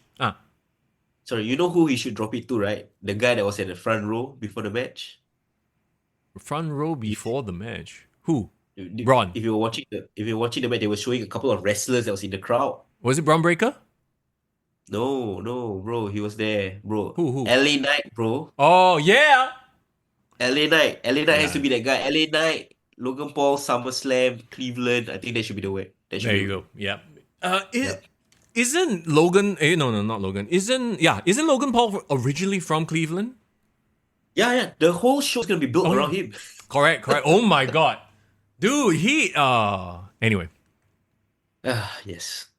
Okay, so So you just were saying back... something. You was Yeah. saying So something. just going back to the match, right? Oh, I was actually wanting to bring up when we were talking about improving, your shots and how you present the thing. Even AEW has taken a few like new drone shots, new panning shots that during Double or Nothing, I was like, oh, okay. So they've upped their game as well. So this sort of It's the innovation. betterment to the entire industry for sure. Yes, this innovation always helps because everyone's going to see it and go, that's cool, let's try it out for ourselves. And it betters the product as a whole, right? Some things don't, but we'll get to Double or Nothing in just a bit. Once again, going back to this from a storyline perspective, and maybe as people who have watched this business for so long, we were like, yeah, there's no way Cody's going to lose here, right? But Yeah. as a match, I enjoyed the match. There was the whole thing about is Cody supposed to be like using the vertebraker as his finisher now or something? I don't know. Yeah, so the vertebraker was the interesting thing because I didn't even know it was supposed to be like a dangerous, Yeah. move that is banned or something. But like they built it up like it was a big Yeah. deal. Yeah, they did. And even if you don't really watch wrestling in general, I think the way they sold it and the way the commentators talked about it made that move seem like it's like what Osprey is doing with his Tiger Driver The lah, Tiger Driver. Yeah, but Yeah, not the Tiger but Driver. not so obvious that they're not, making that sort of Bro, the focus. as a match, right? Do you think this was better than AJ Styles and Cody Rhodes? Ooh. Ooh. I think it was different. I think with AJ and Cody, those were two seasoned vets going at it. This one is still Cody leading Logan, but Yeah. Logan is up there. Like I said, to me, it's insane how quickly he took to the industry, to the gig. Yeah. The very funny thing, I think I was like kind of paying attention to the storyline, right? There was this one part where Cody could have won by count out, but then Cody said no. Then he said he has to learn. I think that was the spot that led directly to that awesome frog splash, right? Yeah. It felt like a teachable moment. Yes, it It did. felt like the whole point of this match was Cody Rhodes trying to teach, like Logan Paul, okay, there are levels to this. This is the level you need to reach if you want to be world champion at my level. Mm. Uh, yeah, so I like that story because it doesn't make Cody like a chump, Yeah. like he feels like a big deal champion, Mm. throwing the ropes to like a young kid who is He- impressive, but at the end of the day, the experience wants out. And also, Cody is such a throwback champion. He's he's hammed it up even Yeah. more than before. When he comes out, he's smiling. He's literally hugging, shaking hands, and kissing babies. And he's shaking the hand of the referee. He does things super respectfully. Like we haven't had a He champion shake like that. the Arabic commentator's hand. Yeah, he go and smile everybody. Oh, talking about the Saudi connection. So the Saudi celebrity, I'm not sure who that person is, but he's a very famous comedian, I think. He was the one who got involved when Logan Paul was doing his shenanigans, helped Cody Rhodes win after the ref bump and everything. It was very funny because my dad was watching this match with me as well, and he was like, always with the ref bump, Always, right? Because this is such a trope. Even in the 80s, you had ref bumps and the bad guys going to do stupid things and yeah. So did your dad like enjoy Logan Paul or like enjoy the main event? Oh yeah, he thought that this Logan Paul was super young and athletic. Like, wow, who is this guy? I told him that Cody Rhodes was the son of Dusty Rhodes. He's like, oh yeah, he remembers him. Oh, so he remembers Dusty Rhodes? Yeah, That's he great. remembers Dusty Rhodes. So Yeah. I enjoyed the two matches. The rest just kind of was like, The Yeah, opener but I was think the most disappointing to me. Yeah, but overall, like the 3 hours passed by really, really fast. I Yeah. know they've been doing 5 matches Yeah. recently, but Very like these enjoyable. 5 matches didn't feel like a slog. It Yeah. was fine. I would give this though generally upon 10. I think this is a solid 7.5. 7? Nah, I'll go with 7. Because Would you say that Backlash was better? ooh, Ooh. I think Backlash is an anomaly because of the crowd. The crowd made everything better. This one, yeah. there were good wrestling matches except for the first one, but storyline wise, not a lot progressed. Like we, alluded to earlier, right at the start of our review, it really does feel like this is, the early steps in a journey. Yeah. So it doesn't feel like the stakes weren't as high. Yeah, you had the crowning of the king and queen of the ring, and those were big steps, but it didn't feel like culminations of stories. It felt like starts of stories. And also I feel like Mm. the thing about King and Queen of the Ring is that we've always made fun that like, oh, Saudi shows are not important or like Yeah. it's visible. But at least now there's stakes to it, right? Like I think the addition of the King or the Queen of the Ring being able to challenge for the title, okay, that suddenly made us want to watch the show, pay attention to the show. Yeah. Yeah. Yeah. So like I can't say enough good things about what WWE is doing right now with their PLEs, their storylines. So I've been enjoying this streak that WWE has been on since I don't know how long. Like it has all been good pay-per-views. Yeah.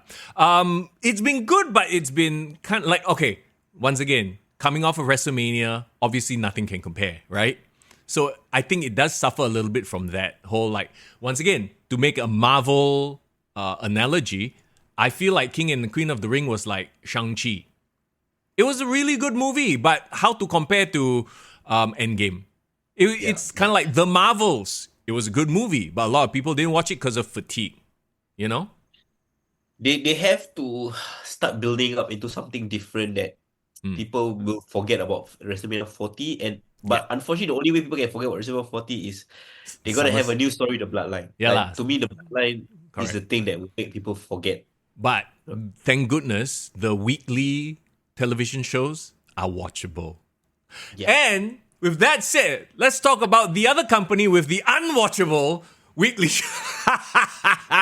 Okay, before we can all agree that their weekly shows are the thing that is dragging them down, but their pay-per-views still deliver to a certain extent. Well, before we jump into the review of AEW Double or Nothing, let's give a shout out once again to our lovely sponsors, Mirage Advisory. Oh, I gotta love a bunch of friends and fellow fans of pro wrestling supporting each other, right? They know we love wrestling. They're helping to support our love for wrestling as well. So guys, do us a favor, head to their Instagram page and drop them a follow as well. They are the best there is, the best there was, and the best there ever will be. There you go. Go there, hit follow. I already hit, so I cannot hit again. Bro, they have already proven their wrestling street cred. They were there for SPW Ignition. They definitely want to catch a few more local shows, and they are investing in the pro wrestling community in Singapore through us, through their sponsorship with us, and we want to reward them. So, like, guys, if we are able to raise our profile and our standing in the community is thanks to them. So give them a shout out back. Absolutely. All right, AEW Double or Nothing. I will say this. Let's start this off on a good note, right? Bro, wait, did you actually download and pay the $30+ Yes, dollars? I paid $35 and watched this, so I feel very justified in what I have to say. I actually paid my hard-earned money. I sat there in Tan Tock Seng Hospital with my dad. He didn't watch all of it. He was like, being distracted. And this was too freaking long. Look, okay, here's the thing. If you, from a value, let's start this off on a positive. For a value perspective, from a value perspective, if you pay $35, you get 4.5 hours of content. That's good value, right? You can't argue that, Yeah. If you get value out of seeing an attempted murder, then sure, that's good value. Yeah. Well, okay. Can I start with a positive? I want to say something that's positive. Right? Hey, I already said something positive, bro. I mean, it was a very double-edged positive comment. Let's just be honest. Okay, go ahead. I feel more than even WWE, I think AEW offers the biggest buffet of wrestling styles on a pay-per-view. Like for better or worse, they really give you everything. So it's like if you're a fan of one thing, you will definitely find something that you like. Yes, that's a very good point. So I want to give you a very apt analogy. I just thought about it in my head, right? Not planned. Think about food.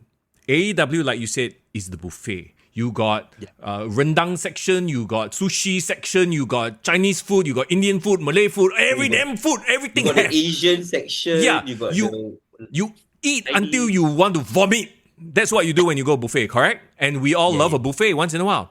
And then you have the WWE, which is omakase. They give you, they handcraft each meal for you. Not too much. They don't overbook it. They don't overcook it, right? Overbook it. I see what you did there. But they give you just enough so that you want to come back for more, and you enjoy each course as it is. So to me, that's the difference right now. Omakase versus buffet. And it's not like, some people love omakase, some people think it's nonsense. Some people love buffets. Some people think it's a giant waste of space and bad for your health. I mean, I'm sure we both of us have had like our experiences with fine dining and like a bit more of like a 3-course meal, those little things. One thing I realized, all these atas places, right, they never give you too much food. They give you just the right amount of food, spread out against the 3 courses. You know what I mean? No, that's exactly it, right? That's the quote unquote best way to enjoy it. Because if you have too much, it will overload the senses. And that's exactly what happened here at Double or Nothing. That is exactly.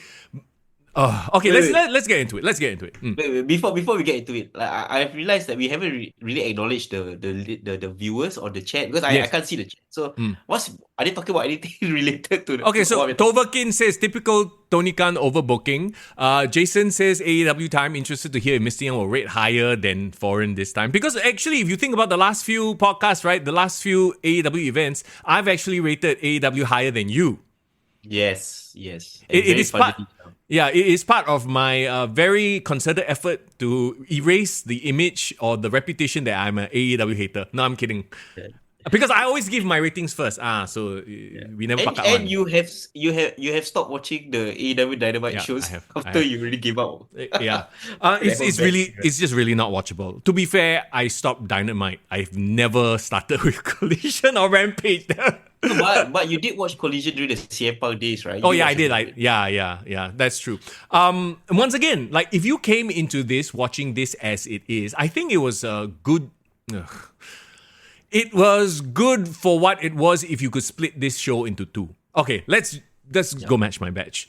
I let's do enjoyed the hell out of Will Ospreay, Roderick Strong. I think these two, it was a great match to start the pay-per-view. I think they wrestled their ass off. There are certain moves, certain sequences and risks they didn't need to take. Yeah. There was, I don't know if you remember, the Undisputed Kingdom had, They did like a doomsday device. yeah, and On the he didn't outside. clear the top rope quite enough or something like that. And it looked very dangerous. And the stupid thing Basically- is, Yeah. It was Basically, a- Osprey landed on his head. yeah, pretty much. But see, that's not the thing too. It was a dangerous spot and it was a stupid spot because of the stupid referee. It is the bald fella, I don't know his name. The Bryce Rimsberg. Bryce Rensburg, who is there talking to the other fella who's distracting, right? One guy bounces off the rope and you cannot see.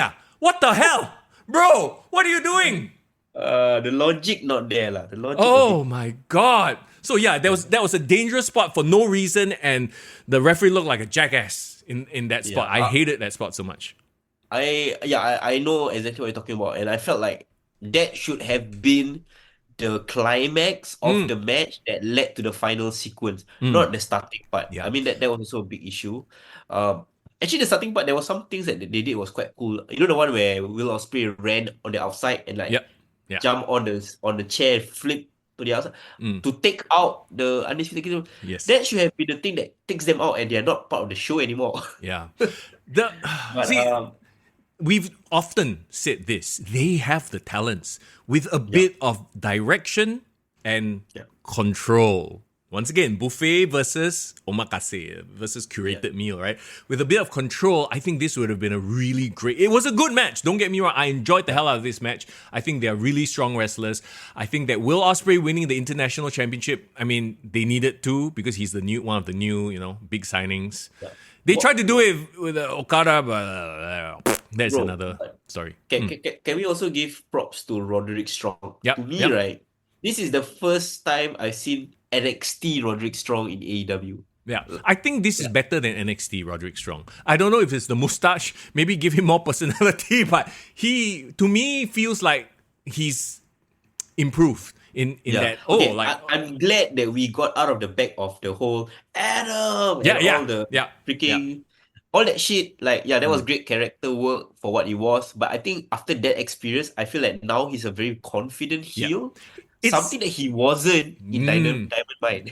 Yes, I think what it is that it gave him the opportunity to come out of his shell. Maybe in the NXT days, he was always one of the 4 Undisputed Era. He was just one of the guys. Adam Cole was always the lead guy. For that moment, he got to sort of break out of his shell and for, to the betterment of him as a character. Yeah.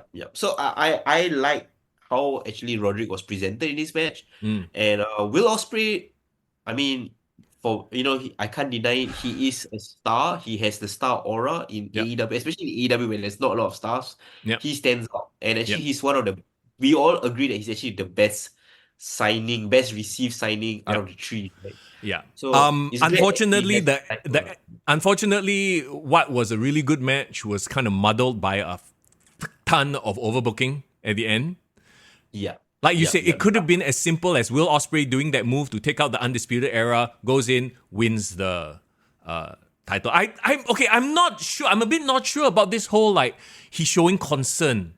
Like, are they overdoing this whole he's showing concern thing? Like, I get it for the Tiger Driver, but this time I think he hit an Oz cutter and then, the ref was checking on him. He's like, oh, and then, you had Don Callis come out and say, no, hit him with it. Like, does he need this?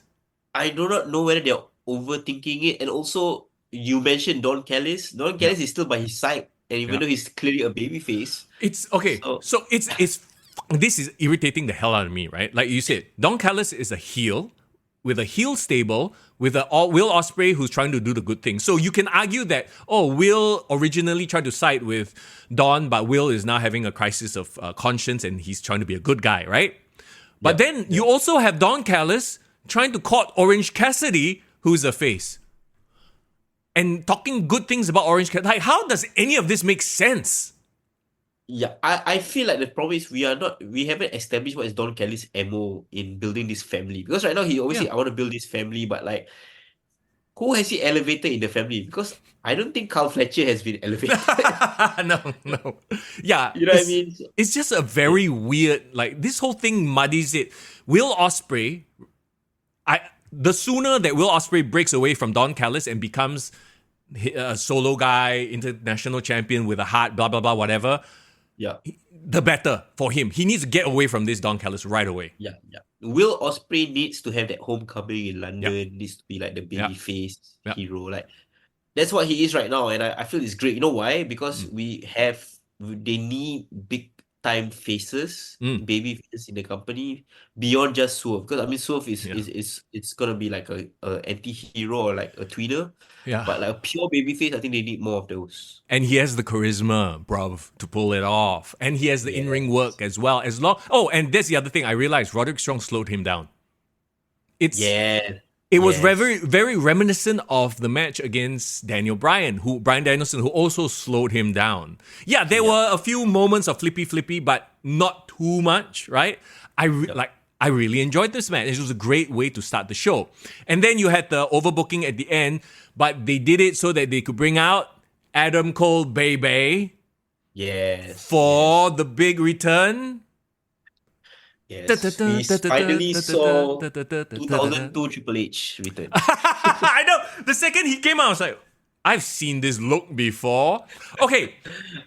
Is it weird? I know a lot of people are complaining about it, but was it weird that they did this segment as the second, like after the first match, instead of the first or middle or the end or whatever? Bro, this was my biggest gripe with this entire sequence. Like, to me, my opinion, honest opinion, bro, they wasted an MJF return. They wasted it. They wasted it completely. See, here's the thing, right?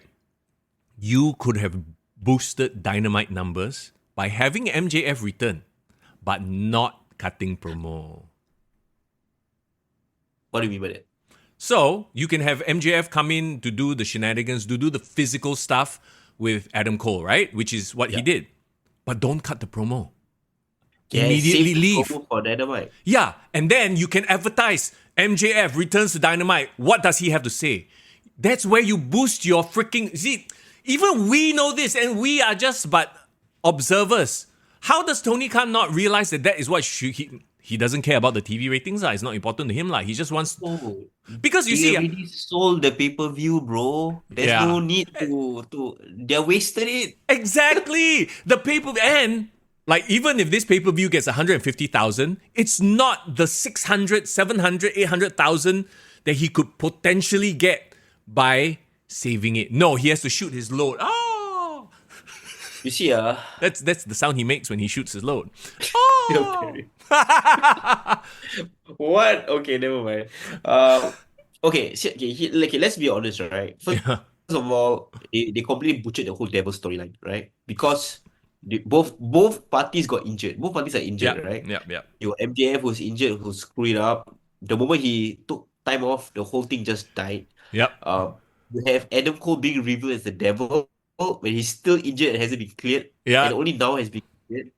So I feel like, my opinion, they rushed this whole this whole thing that happened on the show, because I think they wanted to move on from the devil storyline. I think they are like, okay, I'm done with this devil shit. Yeah. Uh, it was botched from the moment it was supposed to happen. Let's fucking move on. Okay, I Yep. get that.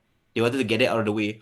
Problem is, Adam Cole is not featured in any big storylines in Double or Nothing, Nope. right? Nope. Other than this, okay, fine. Roderick Strong versus Will See, Ospreay. so that is probably their reasoning for doing this when they did it, because Adam Cole would come out for Roderick Strong because they friend. Yeah, so that was the reason, or that was their logic.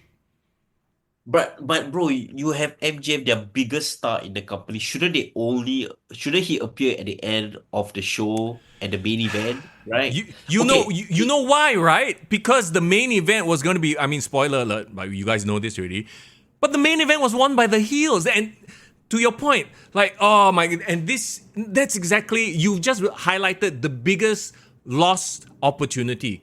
MJF could have come in and saved AEW, saved Team AEW in Anarchy in the Arena.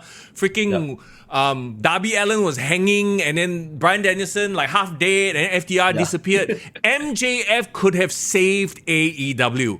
Heroes return, right? Yeah. And then what will he say? Watch Dynamite. But no, because they wanted to book the Bucks and the Elite to win. So he had to do this in the second match. Bro, first of all, right? Remember when Adam Cole first joined AEW? Yeah. Wasn't they aligned with the Elite? It was the Undisputed Elite. Remember that? Yeah. And then Adam Cole became a good guy, blah, blah, blah. But then Adam Cole, remember, was also part of like the Better Than You baby. And then they were like dissension with the Elite because they were like, why you choose him over us? Correct? Yeah. Why couldn't they tie that whole storyline back to Adam Cole now that he become a heel, align himself with the new Elite, and then MJF can return? You know why, right? Because MJF is smart. He doesn't want to have anything to do with the Young Bucks and the Elite.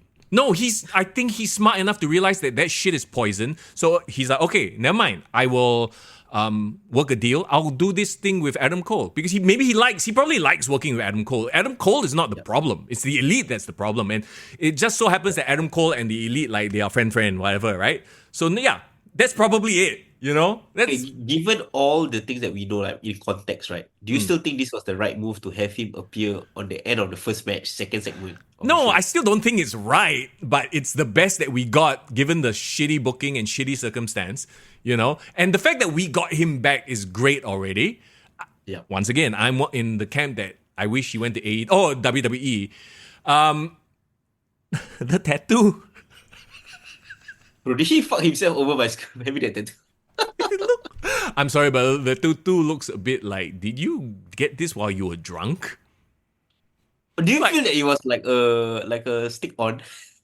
I was like, I think it's a stick on, bro. He cannot like have like really, you know what? Whatever, you know. He could very well get a WWE tattoo in 5 years' time when he leaves. Okay, it's not a big deal. To be honest, I appreciate the sentiment on the tattoo. He said bet on yourself. And that's why he chose AEW, right? Yeah. Because he feels that maybe in AEW he can truly be MJF. Right? I like that. And I think, you know, in my opinion, MJF playing for the other party makes the other party watchable. So at least there's two legitimate, credible people like promotions that where there are stars that you want to watch for. So to me, the moment MJF goes to WWE, AEW died, in my opinion. Yeah. True. Well, I mean, but then again, we look, and as we go through this as well, we'll see actually there are a lot of really talented guys and gals here. It's just the weekly show doesn't. Yeah, it is. Oh my god. Last question before we move on from MJF, because I'm sure we're gonna talk about him a lot in the next coming weeks. Do you feel like the promo that he cut signifies a return to a heel MJF, or is it like a vengeful babyface MJF? I think it will be an anti-hero. Like like an Austin, right? But he's a more like Triple H, dude. He's straight up channeling Triple H with the outfit and everything. I think he will be like that Triple H, where he was a babyface, but he was a babyface with an edge. He's a he's a scumbag, but it's a scumbag we love. He's still the good guy. No, he's not a good guy. He's a scumbag, but he's a scumbag that people like. Yeah, the promo he cut, definitely he was shitting on the fans. That's what I was trying Yep. to say. Yep. But he's being positioned to fight Adam Cole, or I don't Mm. know whether he's gonna fight Adam Cole. But the point is, he is still on the baby face side of the things, Yeah. fighting Yeah. against the Heat. Is Adam Cole even cleared? Like, I'm sorry, when he stood next to MJF, Adam Cole looked like a child. Bro, he took that final cutter or some shit like that. So I don't know. I really Like don't know because he took a brain buster, right? It was a brain buster. yeah, he took a brainbuster and he took a brainbuster and he's technically walking without a crutch. So I'm Yeah. assuming that he's okay already. So are they gonna pull the trigger on a match? I don't know. I mean, they have to blow it off, but honestly, I'm a fan of Adam Cole. Honestly, his just like everybody who's come over the AEW, they've cooled down so significantly. I don't really care about that match.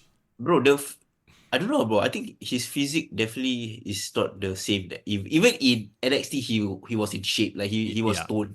Yeah. No, he looked downright skinny. He looked like me, skinny, and that's saying something. Oh dear God. I mean, whatever it is, lah. But I think everyone can agree we're happy MJF is Yep. back. Yep. MJF will definitely bring out ratings for sure. But what a wasted opportunity. They should have Yeah. saved that promo for Dynamite. Yep. Let's talk about the next match. The Gang Bang Gang versus the Death Triangle. Okay. This match should have been on Dynamite. I didn't think it was a horrible match. It's your typical Death Triangle flippy shit match. If you like that kind of stuff, you'll probably have enjoyed this match. I think, you know who Jay White sounds like to me now? He sounds like the Taika Waititi. You know Korg from the MCU? Oh yeah. Taika Waititi. Yeah, and he makes is like... letter Yeah, though. yeah, exactly. So they have the same accent, and then the way he speaks, the cadence. I'm like, okay, have him just say one or two lines.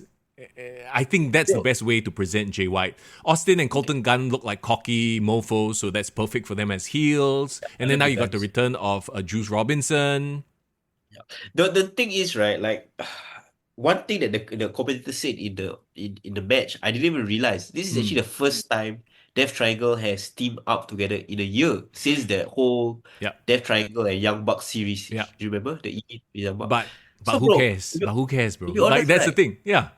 I didn't even realize. I didn't even care because like I think they need to take 5 years off. Like Yeah. they don't need to be together No, anymore. and also they probably just realized it on the day. Honestly, Yeah, their yeah. booking is so last minute. They probably just realized, hey, actually these three haven't teamed up together for a while. Like, let's just mention it. Like it's not part of the storyline. It's not anything, built up. Bro, Jay White versus what do you call it? Jay White versus Park would have been a better match, straight Yep. up match. Okay, one thing good, like you just mentioned alluded to earlier, the great thing about this whole thing is that Juice Robinson is back. I Yes. love Juice Robinson. He's the best. So now So we have 4 versus 3, and what does this mean? Death Triangle need to become Death Square lah to even the odds. So they'll have bangers on Collision, I'm sure. yeah. When are they gonna combine the titles together? Because all of them are, I know it's unified, but they're carrying all 6 titles everywhere they go. Like a bit too much. But bro, this is AEW. There's no such thing as too much. People will walk on the scene with 3 fucking belts and they're all the same belt. This is AEW. There's no such thing as too much. Remember, this is buffet land we're talking about. They Okay, will you know what? whack. Ah, Let's play a game. As we talk about the matches, right? Let's talk about which match can have been saved for Dynamite, which yep. match should have stayed on the Yes. pay-per-view. Okay, that's fair. Let's do that. This So this, should have been on Dynamite. yeah, Because Dynamite. honestly, if they trim out, okay, all the matches that we are going to say that should have been on Dynamite, if they trim it out, I think it would have been a really good pay-per-view. Yeah, But, agreed. okay. Okay, so keep Will Ospreay and Roderick Strong Oh, yes. As opener, yes. throughout this trios match. Okay, Yes, throughout the trios match, I'm not convinced that trios should be a thing. I still am not convinced. They can barely get their tag team straight, let alone trios. If you have a solid tag team division, then you come and talk to me about trios. You know what I mean? Yeah. Yeah, I agree. Timeless Tony Storm versus Serena Deeb. Ooh. As much as I respect the two workers as workers, this could have been a Dynamite main event. Okay. I would argue that you already had the Money match. You didn't need this match. I agree actually. If you had to put gun to my head and say like, okay, you can Yep. only choose one women's match, Yep. I would have kept the Willow and Money match, Yep. and yeah, this match could be on Dynamite. And the thing is, okay, you saw the pre-match promo, right? Mm, They had the vignette and they talk about, how Serena was like a inspirational comeback, blah blah blah, fighting for my life. But she sounded like she was cutting an MMA promo, yeah, and then Tony Storm was like all character and yeah. So all it's deep. very It was such a bad clash. yeah, and not only is it a bad clash, it's a very weird thing because, like you said, Serena Deeb is supposed to be the comeback, almost died story, and people are booing her, and people are cheering Tony Storm. So you have a very weird, like I don't know if it's the audience or Serena Deeb just didn't cut a very good promo.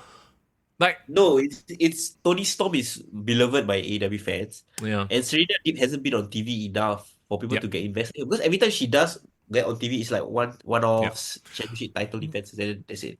I I think the thing with Serena Deeb also is she's a really good in-ring worker, but she's not great on the mic. She reminds me of like a Molly Holly in that era. Like Yeah. you know that she'll put on a good match, but like her But she promo, will not be the top star. no.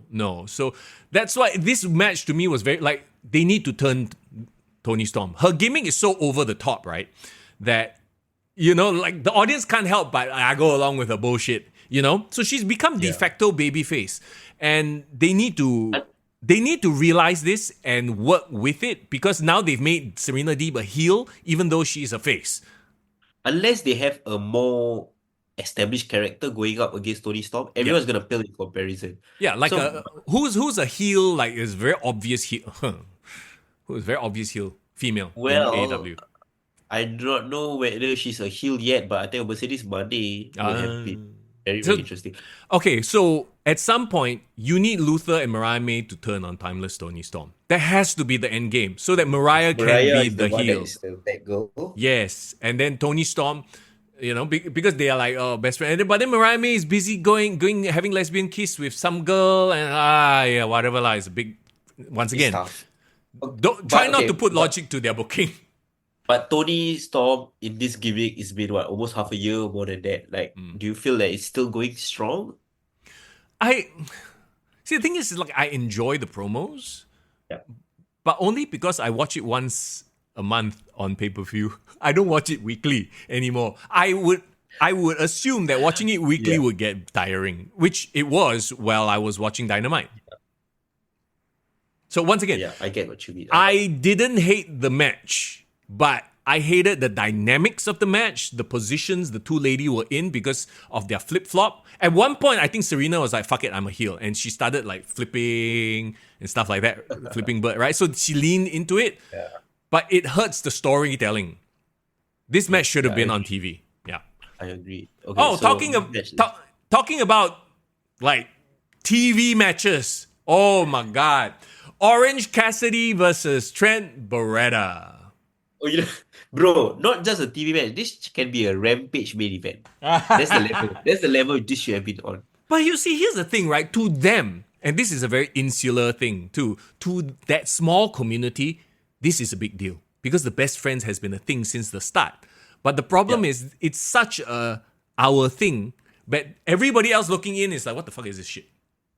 No, but I blame them. I blame Yeah. AEW for not making best friends so compelling or Yep. yeah, they are popular from the start, but like they couldn't carry that momentum so Nope. that when this thing eventually happened, it there was no reaction, right? Yeah. So Orange Cassidy did get the blow-off win against Trent Beretta. To be honest, I would have rather Trent Beretta win. Trent needs the win. He's like the only one out of that group that looks like he could have a potential in, Yeah, he actually cracking. got the look, he got the physique, Yeah. can wrestle, but for some reason Orange Cassidy is the star. We all know it's a joke at this point. Tony Khan's favorite wrestler is Orange Cassidy. I actually really like Orange Cassidy like style of wrestling. Like I actually enjoy it.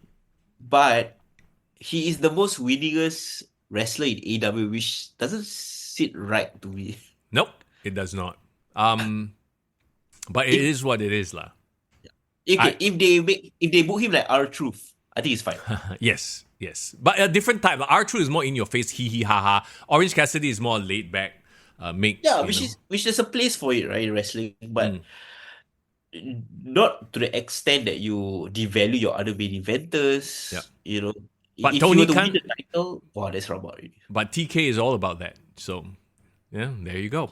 I don't know. We will talk about TK in just a bit. Chris Jericho versus Hook versus Shibata. Okay, TV match. Skip on the pay-per-view. Your thoughts? Okay, personally, like as my heart says keep this on TV, but my head says Chris Jericho still got some name. It is part of. I don't know. I don't know. Obviously, I thought this match was dog shit. It I was, mean, the and moment they roll up the dices, right? They make it like thumbtacks. I'm like, no, and okay, then at the end you had this new guy, the hired assassin, whatever. When he revealed himself, I'm like, who is this fella? I know he's Brian, the fella. Brian Keith. Brian, like yeah, Keith. What was it? Brian Keith. Yeah, because Apparently, he's he was involved with Shibata and Hook to qualify, right? yeah the qualifier man. The thing about him is that he's the bounty hunter, and I know they haven't kind of explained it, but I think Mm. that's where they're gonna go. They're gonna say that Chris Jericho paid him off to But get the like, who is he? You know, yeah. like This is the problem. I think this is just Chris Jericho saying, you know what, I'm gonna elevate all four people just by having them in the ring with me. yeah. And I'm But like, right, yeah. no, you're not. That's the problem, right? Like, I think that is the fundamental problem with Chris Jericho. He thinks he's elevating people just by working nonsense with them, but he's not, because he's devalued himself in such a way where, okay, you know what? I take it back. This should have been on TV. No, the thing is, right, if the whole storyline is supposed to be Hook and Chris Jericho, make it Yep. about Hook and Chris Jericho, make Hook the center of attention. Yep. But now you're giving Shibata to take the pinfall, you give Brian, Mm. you give all these distractions. It's taking away from Hook. Yep. Yep. No, and well, So, see, that's the thing. Chris Jericho has made it about himself. Learning tree, yes. big cast, you know? And then like, people say like, oh, he's reinventing himself because he took all the people telling him to go home, go away, and then he made it into a storyline. But there's a difference between that and like people really want you to go away. Yeah, yeah, it's It's not kind of like sad. it's not for you to reinvent, it's for you to take a break. Yeah, I don't know, man. I He I used to would. know how to do this in WWE though. That's a question. That's the thing. Well, it was maybe Vince telling him, "Hey, you're getting stale. You need to go away for a while." I don't know. I don't know why he can't like detach himself from it. Mm, Take 6 months off. yeah. Do what Miro does. Or The just Miro like is just like discipline. getting paid and not doing shit all. He is the best life right now. Jason says Yeah, I think foreign and just young. living in Bulgaria, not doing anything. Um, uh, eh? Jason says foreign and young hating on heel Jericho match. Target achieved. No, there's a difference. There's a difference between wanting to see somebody get beat, that's real heat, versus not wanting to see him at all. You know, I would Yeah. not pay money to see Chris Jericho get beat. I don't want to see him at all.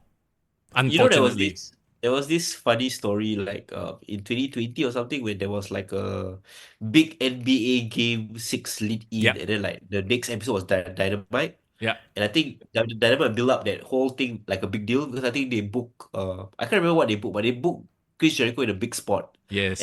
I think this was the first time millions of basketball fans who have been seeing Chris Jericho since his WWE days. And I remember the comment on the Twitter section was like, what the fuck happened to Chris Jericho? Why he become so fat? Yeah. Like, that's the reaction from all these NBA fans who have never seen Yeah. AEW I or like, remember. they know Chris Jericho, but probably they remember him from like the Attitude Era. And I'm like, what the fuck happened to this guy? Yeah. That's the thing, right? Like, there's no reason why Chris Jericho should even be on TV. Yeah. It's not even about the, like, you know, he's not in shape or whatever. It's like his ideas are just, you know, this whole thing is just like, oh, roll eye. It's cringe is what it is. So, hi. Okay, let's move on. And I didn't think this was a bad match. In fact, for a John Moxley match, I thought it was all right. You know, So you will keep this on pay-per-view. I would have kept this on pay-per-view. John Moxley versus Konosuke Takeshita. I didn't like the finish because Okay, bro. I figured it out. I know why you say you like this match. Why? Because for the first time ever, John Moxley was selling in the match. And he wasn't crimson masking it. He wasn't cruiser masking. He wasn't like unbeatable. Mm. He wasn't like someone punching me like no Yeah, effect. yeah. He was actually selling because of his Yeah. injury. So I just hate the fact that he didn't put, like, there was no putting over of Takeshita. Moxley is established already. Takeshita is a guy that's up and coming who has all the potential in the world. He needs a marquee win. Yeah, bro, imagine Takeshita get the tainted win or like, roll out with the ropes or whatever it is. Yeah. And then he can actually have a world title shot in Japan or Yep. like in Forbidden Door. Maybe that's the point. Maybe they didn't want him to go and wrestle. Maybe New Japan is like, we don't want him to wrestle for the IWGP. So they're We just want having our a own match. wrestlers. Yeah. So it becomes a match for Maybe the that's sake the of thing. having a match. You know what I mean? So there was Yeah. like, unfortunately, it is what it is. And once Remember, again, remember there was a interview that Takeshita did. I think yeah. he complaining that he wasn't well booked in AEW. Mm. And then right after that he got a title opportunity. But yeah, that leads to nothing. So, That yay. sounds like Tony Khan, right? Tony Khan is the kind like, I don't want to do anything, and then like, no, I complain about you on public forum. Oh, no, okay, I'm gonna backtrack. I'll give you something. Oh my God. That is such a terrible culture to cultivate in your company, by the way. The idea that, if you're not getting what you want, you go on social media to complain and he will look. But he is feeding into it. He is like making it okay to do that. Okay, like whatever Takeshita say is fair. Like his points were valid. Like, in America they care more about character. He's not giving an opportunity to be that. Blah blah Yep. blah. But you guys see his raw talent. Like we all agree that out of all the Japanese wrestlers that are on AEW, Yep. he's actually the guy that actually legit looks like the most badass. Yes. Young, in shape, Yep. got potential. Blah blah blah. Yep. Yep. Why not put all your chips on Takeshita? Make him the biggest deal ever. Like put him on the same level as Osprey. And he did have an awesome match with Osprey. No, he's So, not like, even the top guy in Don Callis' family. It's Will. So he's not even, he's just there, you know? the It's a problem waste. is It's a massive waste. AEW doesn't do a lot of things. They don't capitalize, right? Remember when one time Wheeler Yuta was the biggest deal ever? I wouldn't say the biggest. He did have some momentum, but yeah, they completely dropped the ball on him, and I don't know what the hell happened to him. Yeah. And Takeshita, they have been building him up quite well because last year he had a few matches with Kenny Omega and he beat Kenny Omega. So after beating Kenny Omega, he should be like a upper card main eventer. He should have won a TNT title or something. Yeah. Let's move on to Adam Copeland versus Malachi Black in a barbed wire steel cage match. Okay, for the purposes of name value, this should be a pay-per-view match. Right? Yeah. Okay. But with the main event, the Anarchy in the Arena, it's a bit much already lah. With Too much blood buffs. too much blood, too much garbage wrestling. Edge is just living out his like, all right, I get to do shit that they would never let me do phase right now, right? I didn't hate the match, was it a bit excessive? Maybe. They tried to, I enjoyed the Gangrel. My question is, return. right, have Malachi Black and Edge actually had a one-on-one ring match? That's the thing. And this seems to be AEW's philosophy. You know how we're always like, okay, you build one-on-one first, then got fuck finish, then rematch, then the issue not settled, then I challenge you, steel cage, blah blah blah, or steel cage not settled, hell in the it builds up, right? AEW everything tumbalik one. First match, barbed wire steel cage, and then next match, one-on-one wrestling match. Like, what the fuck are you doing? Yeah, that's the thing, right? I know in the weeks leading up on Dynamite, he was having matches with the different members of House of Black. Right? Sure. They should have done at least one match on pay-per-view or whatever. It's just a one-on-one, straight out one-on-one match. And then they can do this crazy shit on the next pay-per-view when it's so you have, and then if they did that here, right? Let's say it's Adam Copeland versus Malachi Black one-on-one, and then you have the House of Black interfering, then Adam can be like, all right, I'm sick of the interfering. We'll do it one-on-one in an enclosed space. I wanted to say Hell in the Cell. Steel cage match, right? It escalates like that. But no, they go from here to up here, barbed wire. And it's not even just a steel cage, barbed wire steel cage match. My God. And I'm sad because actually this is the first time Malachi Black has been highlighted on pay-per-view like as a solo in a long time. And what did he do? He lost. Bro, the whole prospect of Adam Copeland versus Malachi Black should be a dream match, should have been treated as such. especially if you remember how Malachi was booked the first time he joined AEW. Remember when he gave that kick to Cody Rhodes and he was like the biggest deal ever? Yep. That version of Malachi Black, who if he had still sustained that momentum, I know it's Mm. impossible, but if he had that momentum fighting against Adam Copeland, Yep. holy shit, big Okay. deal. Like I think I it was just kid, really. I also have to question Adam Copeland's motives here, right? Did he do all this just for the moment? I'm sure you saw the interview with Chris Van Vliet where he actually pitched to have Gangrel show up at WrestleMania. Yes, And correct. they said no. And is this like his way of having finally have that play out? Because Yeah. I don't see why does Adam Copeland need to beat Malachi Black here? You know what I mean? It does nothing to elevate House of Black.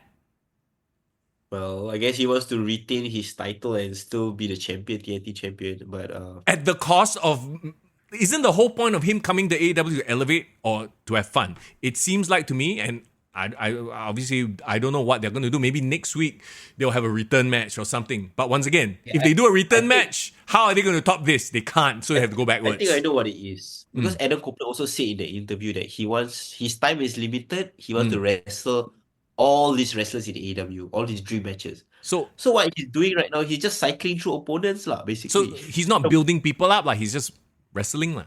Just Yeah, lah, it's a farewell tour for him. It's not, yeah, he might maybe frame it as like, okay, I want to build over, put over stars.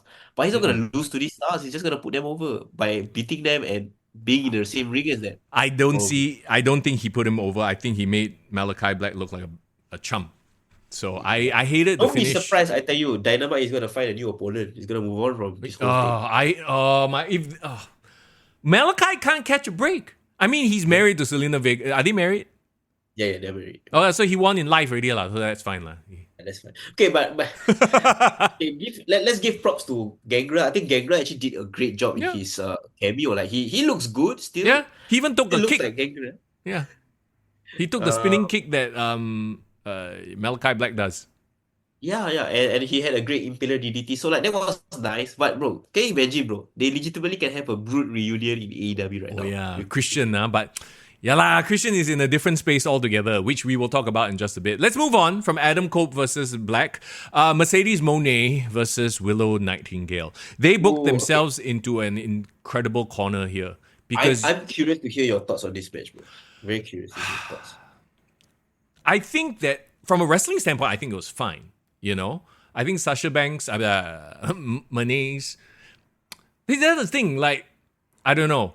I had a hard time really getting into this match because, once again, their alignments were all over the place.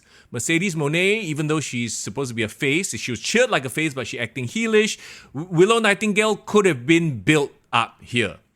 But I think they booked it in such a way where either person winning would have been nobody gains. I Because see. if Willow Nightingale won, Mercedes looks like a chump in her big return, right? Yeah. Mercedes Moné wins, Willow Nightingale looks like a chump. They've been building up Willow Nightingale. She's actually been getting heat and cheers, right? Organically, you cut her off at the knees. So this is a lose-lose situation here. But I guess because you paid more money for Mercedes Moné, you have to give her the title, lah. And they tried to give an out by having Chris Statlander turn heel. So maybe it's gonna run with that. Yeah, so, okay, but if you think about this whole thing as a program in it itself, right? So now Willow will move on to feud with Chris and Stokely, correct? Then Mercedes moves on, like, it's done. I wouldn't be surprised if this was done. Mercedes now has a championship. Championship should come on Dynamite, do her dance, and then Willow will feud with Chris Statlander and just fade into the background of Rampage or Collision. Did you enjoy this match? I mean, after 8 weeks of build up for Mercedes Moné to be in the ring, did she deliver in the ring for you? No, because I had a lot of issues with, like I said, the alignment of everything lah. Who should I be cheering for? Why should I be cheering for Mercedes? You know? It's funny for me because okay, I want to share my thoughts on this match. Like I actually felt like this is actually one of the better wrestled women's matches in AEW that I've seen in a while. Like one thing that I can't deny, and I think no one can deny, Mercedes Moné is great in the ring. Yeah. Like she can wrestle, she's athletic, she's great, she can tell a story. She doesn't my issue with Becky Lynch is that Becky Lynch seems to feel the need to call everything in the ring, and it looks very obvious. She has the John Cena problem, right? Yep. But Sasha Banks, and I've seen her lead a match with Bianca Belair at WrestleMania 37, Mm. right? She is a great ring general. I think she's smooth. She for a women's wrestler, I think she definitely is one of the better matches. Yep. Uh, and I think she actually really gave Willow Nightingale like the best match of her AEW career. Like Yep. that I actually paid attention to throughout the whole match. Mm. So bell to bell, the in-ring Yep. worked for me. But you're right, everything else around it was the issue. Yep. Like whether it's the 8 week build of her just not doing shit and completely devaluing her character and value until the time she actually entered the ring, Yep. that was a big issue for me. The fact that you're right, her promo before the match was like some inspirational belief in yourself, blah blah blah Yep. blah Yep. blah. Right? Yep. Remember the entrance? Yep. Yep. And Even then though she said, her character is a show off character. yeah, and she's a heel. Yeah. She's a heel in the ring. Yeah. And So Willow Nightingale actually kudos to her. She actually became organically over, as champion, and and people are liking her. I hate to say this, but she's gonna fade away because of AEW's inability to capitalize on anything organic. Yeah, and that's a sad thing. You know why? Because Willow is technically an AEW original. Yep. She actually got over organically, and she is actually a great wrestler in her own Yeah. right. And like she has the size, so Yeah. she's different. She's Yeah. unique. She's So a very likable, character. You know, the way she portrays herself. She's very likable. You can't help she's cool, you know? yeah, I love her music. Very Yeah. happy, very earth, wind, and fire. Yeah. And like I said, at least, okay, we know that at least Chris Statlander, we've said, got potential. But now you got Willow versus Chris. I don't think Mercedes is going to be a part of this. So who does Mercedes move on to? So that's the issue, right? Because instead of highlighting the TVS Championship with some AEW originals, you're Yep. gonna have the AEW originals fight with each other on probably like a Rampage or Yep. something, or Collision, and then Mercedes Moné is gonna go out because Yep. she's the biggest now. So unfortunate. But But do you think this was deserving of Yeah. being part of the triple main event? Because Yeah. this was billed as a main event. yeah. I think so. Just name value lah. This one is pure name value, right? Mercedes Moné. Let's move on to the second of the triple main events. Okay, I will say this: the last three matches, sure, they deserve to be on the pay-per-view. The ones that we said should exclude, we've already excluded lah. Exclude them really, yeah. Swerve versus Christian Cage. I love Swerve's entrance, by the way. Yeah. What else can I say about it? Swerve, Nana, and all that nonsense. But Yeah. his heat has definitely cooled down significantly. Did you notice this? Yeah. They have not been able to capitalize on his popularity. It's just gone down. I mean, I think we don't even need to talk about the match itself. I think it was a fine match, you know? Yeah. It's a veteran versus a very polished, I guess he's considered a newer guy. Yeah, I mean he's been around the block, but I think he hasn't gotten his chance. So Yeah. this is his chance, right? I just wish there wasn't the whole with Nick Wayne and Mother Wayne and everybody getting involved. Yeah. One thing I must say about this match itself was I felt like this match felt more of a bigger deal than him versus Samoa Joe, which is weird because him and Samoa Joe was him winning the titles. That should be Yeah. the biggest deal. Yeah. But I think this felt more of like a proving ground match, like Mm-hmm. him to be worthy of the main event. I think he did a good job. I felt like Swerve, I think because of a lot of Christian Cage's great heel work, Yeah. is helping to elevate Swerve as like, okay, this Yeah. fighting champion that's trying to defend the crown. But that being said, and this is the main problem with AEW right now, right? The AEW World Championship match completely overshadowed. In fact, the whole card completely overshadowed. Nobody's talking about that because you have to have the clusterfuck match at the end. Which, I mean, if there was any place to put the clusterfuck match, it would have to be at the end. That makes sense, right? But honestly, if you ended the pay-per-view there, I think it would have been fine. I would have been very happy. But no. Yeah. I pay $35. I want to see somebody get set on fire. Safe to say we are moving on from the Christian Cage Swerve match, huh? Yeah, because let's face it, that's all that anybody is talking about the next match, Anarchy in the Arena. The Elite, Matt Jackson, Nick Jackson, Kazuchika Okada, Jack Perry versus Team AEW, which is Bryan Danielson, Darby Allin, Cash, and Dax. Yes, correct. Where do we even begin with this? Wait. How much did they pay for the final countdown? No, that was a running joke that they was Yeah. talking about how, like, remember Tony It Khan cost. said on the press conference that he paid Yep. an absurd amount of money for a song. And I Again, think they were getting into that joke. inside joke for inside fans. Most people, anybody else watching would have no idea what that joke was.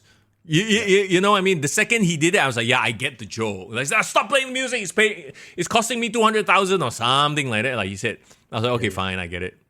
Before we deep dive into the match itself, can you let's just give me an update what the chat is saying about AEW so far? Because I'm very curious to hear people's thoughts as well on the match. Knee jerk booking.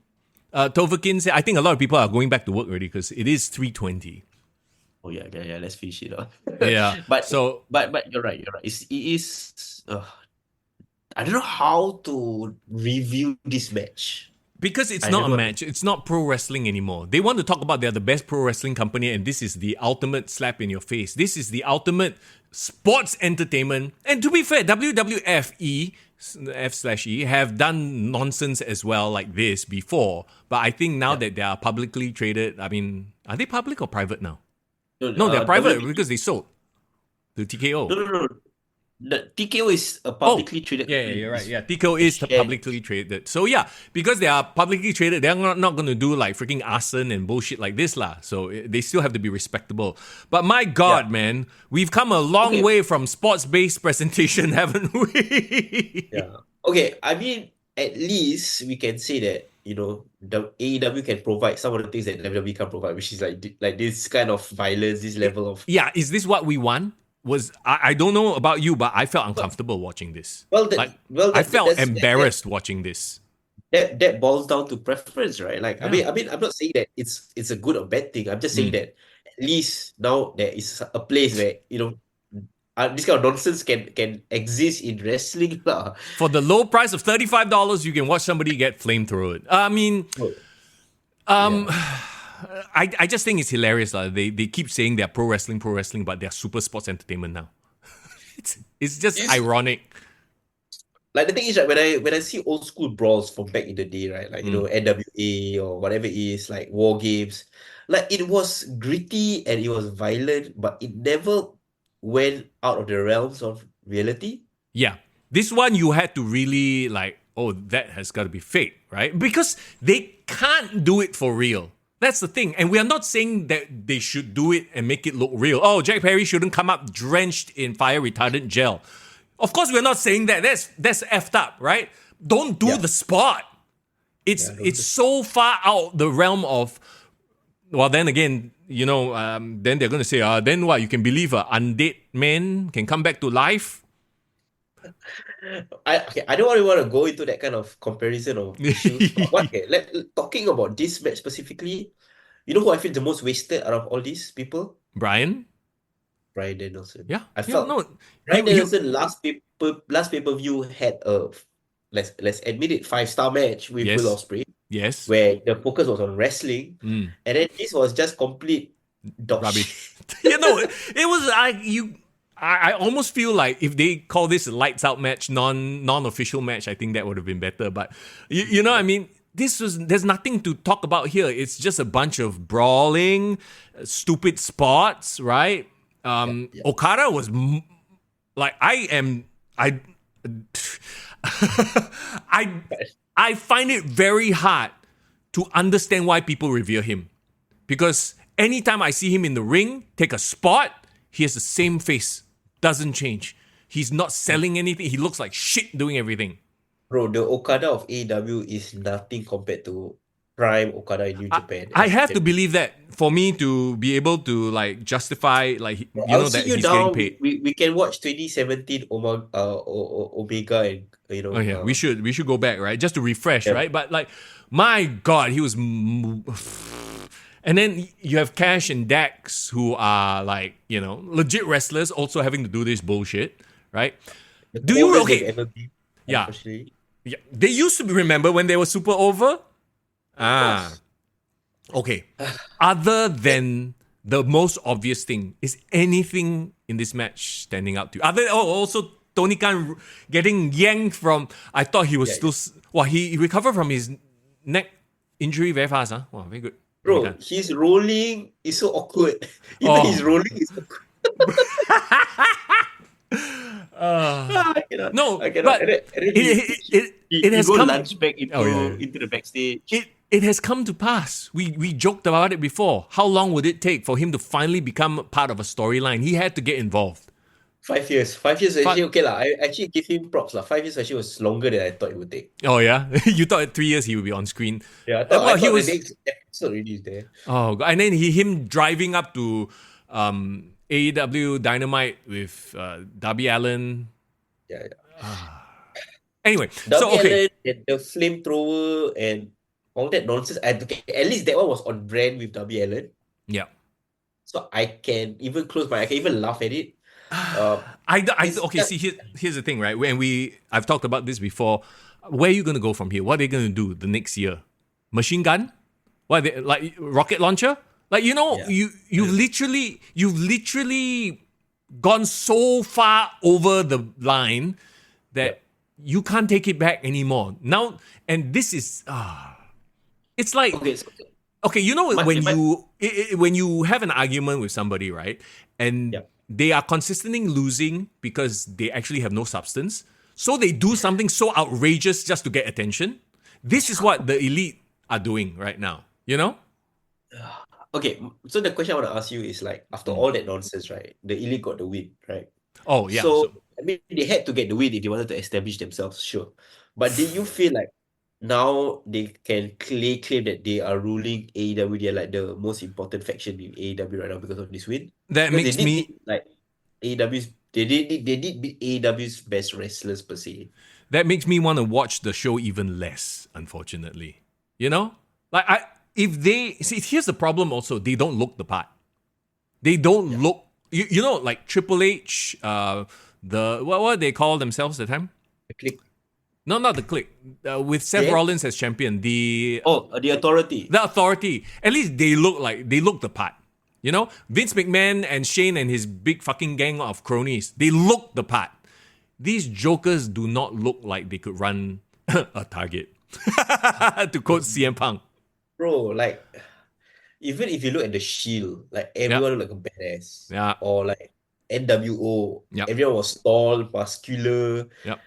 No one wants to mess with Scott Hall. Fuck. Right? This is the epitome of indie-rific wrestling. On the indies, this shit flies. This is ECW on a budget. I think Bubba Ray said that. This is ECW on a budget. Yeah, it literally is. It's ECW with Tony Khan, funding ECW. And okaying the idea of setting Jack Perry on fire. Like, okay, once again, let's not nitpick on the fact that when he came out with Tony Khan, he was covered in gel. It was like, oh my God, he's gonna do the flamethrower spot, isn't he? He's gonna get lit on fire. So you knew he was gonna get set on fire. But it was like, when it happened, I was like, oh my God, can we please not have somebody die here, like, or get seriously injured? And then for the guy who got flamed to pick up the win, dude.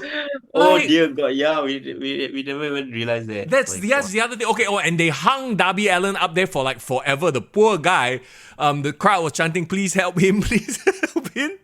Right? And then I think when I watched this match, my brain switched off because I kind of like I tried to stay up through the night to watch this match. And bro, you know how long the match was? What, 20 half an hour? 30 minutes. It was the longest match of the whole thing. It should have been a 15-minute. If you want to do this out of Crash TV, just do 15 minutes. We don't need your stupid song thing, random shots of people brawling, FTR disappearing halfway. It's like you didn't need all this. It was really them. We talked about how Tony Khan just lets them do whatever they want to do. This is manifest in the worst way possible. And at this Yeah. point, it just seems like they are grasping at straws. You know what? I think, I wanted to so-called praise Double or Nothing, It was good Mm. for what it was. There were Yeah. things that I enjoyed. But at the end of the day, it goes back to that whole buffet metaphor, right? Yeah. If there's something in wrestling that you have, there's a particular style that you are opposed to or that you Mm. enjoy, you will probably have found it in this pay-per-view. Yeah. But I think we can all agree, like, not all wrestling styles work or is to everyone's liking.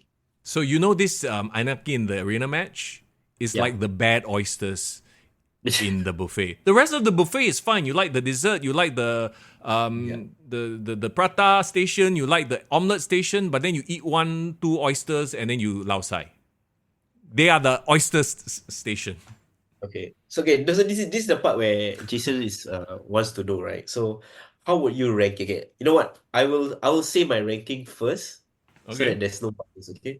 Mm. So I felt like taking everything into consideration, my favorite matches were, like you said, Osprey and Roderick Rod, Strong was actually one of my favorite same, matches. same. I actually enjoyed Willow Nightingale and Mercedes Moné. Hmm. Don't hate me, but I did enjoy it as a match. No, it's fine. Yeah, as a match, it was fine. Yeah. And in terms of another good wrestling match I actually enjoyed Swerve and Christian Cage. Mm. So I did find positives from the match, but to me, Anarchy in the Arena a bit too much for me. Yep, Uh, same. Adam Copeland and Malachi Black could have been better. It was a bit more disappointing. Yep. Uh, and like let's not talk about the other matches. Like the other matches were like shit lah. Okay.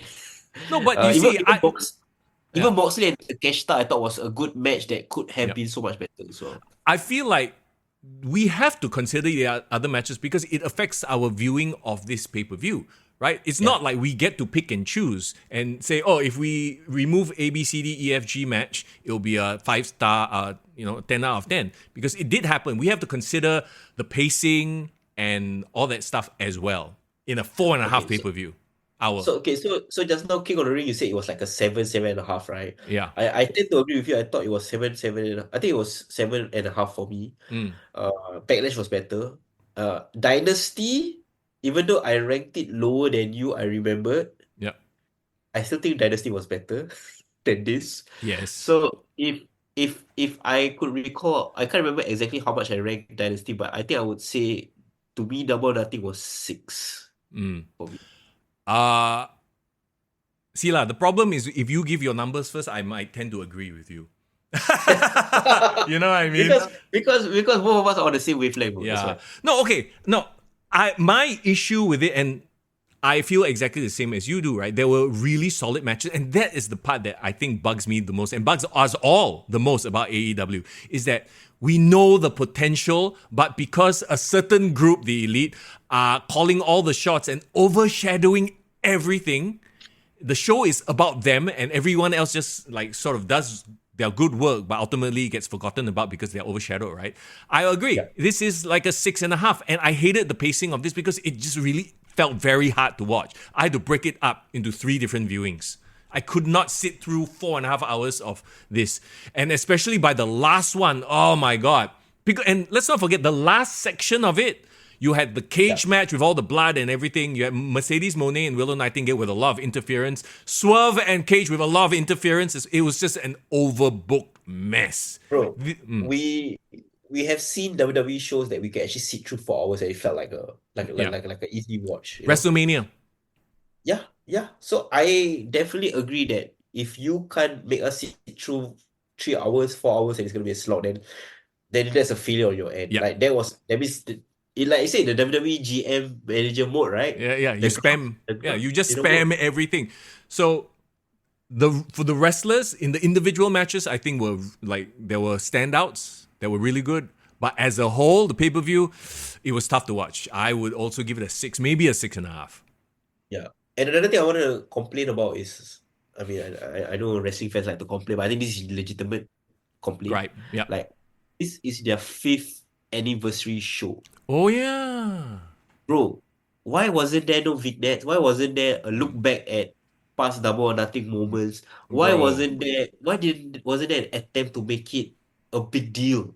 Bro, You know what I mean? you have to give Tony Khan a break. He's recovering from a neck injury.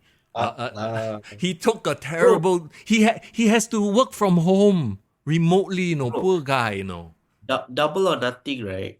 Had one of the best matches in AEW history. It was their first ever match. The Cody versus Dustin, Dustin, yes, 2019.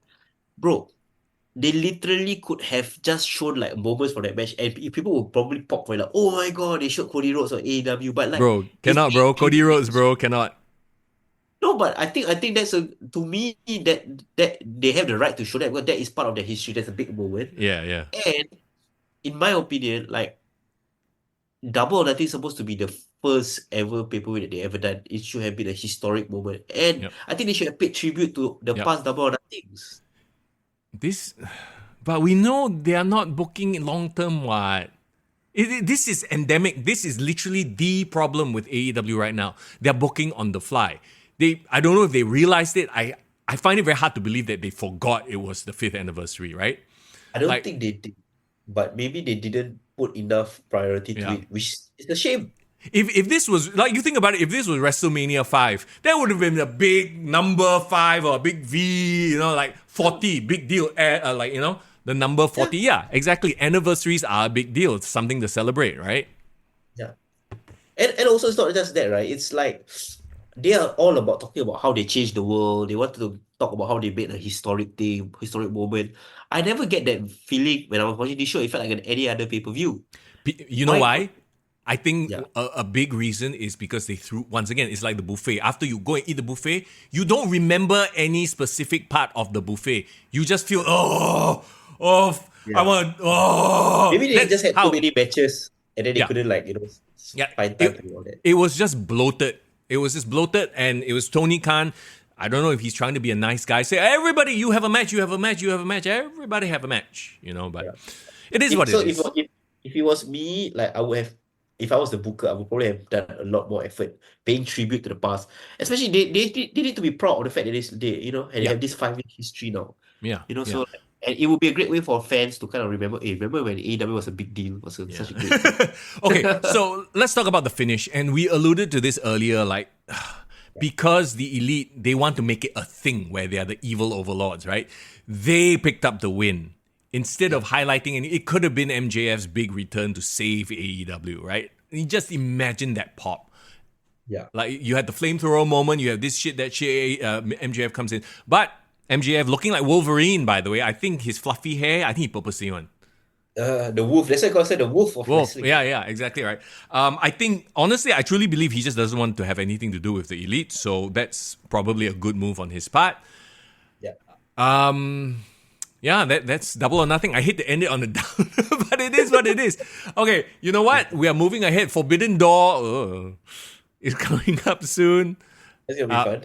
Yeah, what is WWE's next pay-per-view other than NXT? Clash at the Castle, bro. Clash at the Clash at Castle the in Castle. Scotland. Oh my god! So that's gonna be awesome Okay, because the crowd's gonna be awesome. I believe Clash at the Castle is gonna be on the last week of June. I'm not sure. Can you confirm? But Let June is me, gonna be a hype month for wrestling as well, bro. not just WWE, Ve- AEW, local ve- wrestling as well. very soon, June 15th, Father's Day. Ooh. Okay, bro. June 15. So that is the week after I come back. So technically we can preview. We'll come back. I'll come back and do a preview show, right? Let's do it, man. Let's do it. Sahu says, do not clip Mr. Young groaning after. Just now when I'm. I didn't hear that. Okay. But okay, Shout out to interesting. Sir for still being on the chat at what time Yeah, is it man. now? It is Singapore. 3:41 on a Tuesday afternoon. So, Clash of the Castle is going to be exciting. Dual Destinies, the GrappleMAX show is going to be exciting. Forbidden Door is going to happen. It's gonna be a lot. It's gonna be a lot. But you know what? Before that, all that craziness gonna start in June. I think I'm still gonna be on a holiday. I'm actually in Europe. I think next year I'm in Switzerland. So I will probably not be able to do a podcast. It's okay, bro. I think we need to take a break after this incredible week of wrestling. We're all busy. I think that, you know what? If you just joined us on the podcast, just listen to half of the podcast and then save the Yeah, next yeah. half for next Take week. a break and then listen to the Double or Nothing preview next week. Oh god. Okay, no, we're kidding. But yeah, we'll Yeah. So probably take a week especially next week lah. yeah, especially for you, Young. I think you also deserve to at least take a break and like rest up as well. I know Yeah. you've been doing sun duty the whole last 2 weeks. It's been kind of Yeah. crazy. So yeah, there I'm sure undoubtedly there will be stories. And once again, you can always head to our Discord. We will chat and catch up via the Discord as well as to what Yeah. happens. I want to give a shout out to Muhammad Daniel and a couple of our listeners as well because they actually been DMing me asking for like, hey, we love your merch. Can you send across some of the kick to the gut marks and all that kind of stuff? Yeah. So appreciate it. So this is a quick plug for our Patreon. If you want to get some of our merch, Mr. Yang, we also have our decal stickers as well. Go join us on the Kick to the Gut Champion tier. So that is USD 9.99. It's about $4 a month. But any future merch that we create, we're gonna send it across to you for free, right? As part of the package. If not, if you want to buy the merch and stuff, I think you can approach me directly. I will probably have to charge you for the shipping fee lah, because it's expensive, bro. That's true. That's Uh, true. Foreign is yeah, wheeling and dealing. yeah, for sure. But I appreciate you guys who wants to get our merch, and please tag us when you get it and your Yeah. marks and all that. So yeah, that should be fun. Absolutely. Okay, with that, thank you so much for joining us here on the podcast. If you're listening to this on Spotify or on YouTube after the fact, we thank you as well. Once again, description is where you can find all our links to our socials, our TikTok, our Instagram page, our Discord. We talked about the Discord. And of course, shout out to our lovely sponsors, Mirage Advisory. We are truly in the Mirage era of Kick to the Gut. They love wrestling. They're supporting our love for wrestling. So do us a favor, go drop them a support as well. Follow them on their Instagram page. That's MIRAJ Advisory. Yes, for sure, for sure. And definitely, guys, again, you want to support us, please support us on our Patreon. Any amount of tier will be gladly appreciated. For those of you who didn't catch GrappleMAX's previous show, Fight Club, our lovely Patreon and OG listener, Div, is going to share her star ratings. I'm going to publish it pretty soon on our Patreon, as well as the SPW star ratings as well on the Patreon for Ignition. So there's going to be a lot of fun stuff happening there. So even if you're going to take a break next week for the podcast, stick with Kick to the Gut through our various other channels as well. Heck yeah. In the meantime, of course, Foreign is right now live from Liverpool. He's even wearing the Liverpool shirt. Come on, sing the song, bro. You'll never... Wait, before that. Tonight, I'm actually going to watch Evening with Jurgen Klopp, his farewell concert in Liverpool. Wait, Jurgen Klopp has a concert?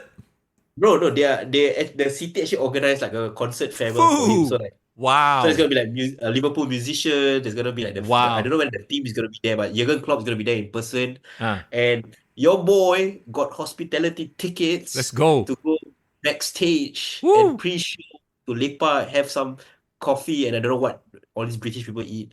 And hang out with Liverpool legends, bro. Is it? Wow. Steven Gerrard going to be there. Who else? I don't know. I have no idea. I'll try to take some photo of picture. I don't know whether you saw. I actually managed to step onto Anfield a few days back. Yeah, nice. So that was a magical moment. And I actually sat in the damn locker room, bro. I sat like Mo Salah where he sit and change. And then I very kepo, right? So the locker room beside got a toilet. So apparently the toilet is where they go shower all that. I'm like, ooh, this is all the men's shower toilet. What the heck, bro? Did you take a swab to go and swab for DNA and all that kind of stuff? No, I didn't. But you know what? I think once I'm there, right? Once I'm in the Anfield, the Liverpool style, blah blah blah. Bro, I think S League need to step up their game, man. Singapore Stadium need to step up, really lah. Okay. We need to start teaching our crowds to sing. If we ever get WWE, we need to show them we have a voice. Yes, we do. We definitely have a voice, but we're too small. We need the community to be bigger. For True that. All right, bro, you enjoy. Can we say one more thing before we go off or not? What?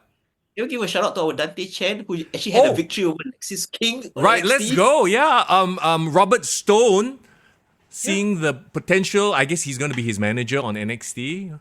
Isn't this what we've always wanted, bro? We've always said that we needed a manager. He needed someone to be his mouthpiece, and he can do the thing in the ring. And he's going to work a program with Lexis King, which is going to be very exciting. He picked up his first win So And yeah, he had a backstage segment with Ava Rain, I saw that. and the team manager and The Rock's daughter. I mean, like, hey, Dante Chen chilling with The Rock's daughter, bro. What's up? Hey, he's on the ascendancy lah. We always knew that he could do it. Now he's finally get the opportunity. And did you hear the pop for him when he was announced as the opponent? Yeah, So his level up work is like really getting noticed by the NXT audience. So shout out to him, man. Good job. absolutely. Flying the flag proud. You can see he wears the Singapore flag on his ring gear. Very cool. Love it. Very love it. Bro, enjoy the rest of Liverpool. Enjoy Switzerland. Drink some. Do you think hot chocolate, right? Swiss cheese. See, go to the hometown of Cesaro. Oh yeah. I'm gonna do all that stuff. I don't know where the hell is his hometown, but sure. Oh, Lucerne. No, Switzerland. Lucerne. That's right, I'm not going Switzerland. there. Where else? Where else? Just before we wrap up. So after this, I'm actually going back to London, and my girlfriend is actually flying over with her Nice. mom in London, so we're gonna spend a couple of days there. Then I'm gonna do a detour to Germany first. Oh, I don't know whether you remember, I actually have a friend in Germany who actually came to Singapore to backpack. Right. So this is me returning the favor almost 9 years later. I'm going to his hometown in Dortmund. Dortmund. Dortmund and Munster.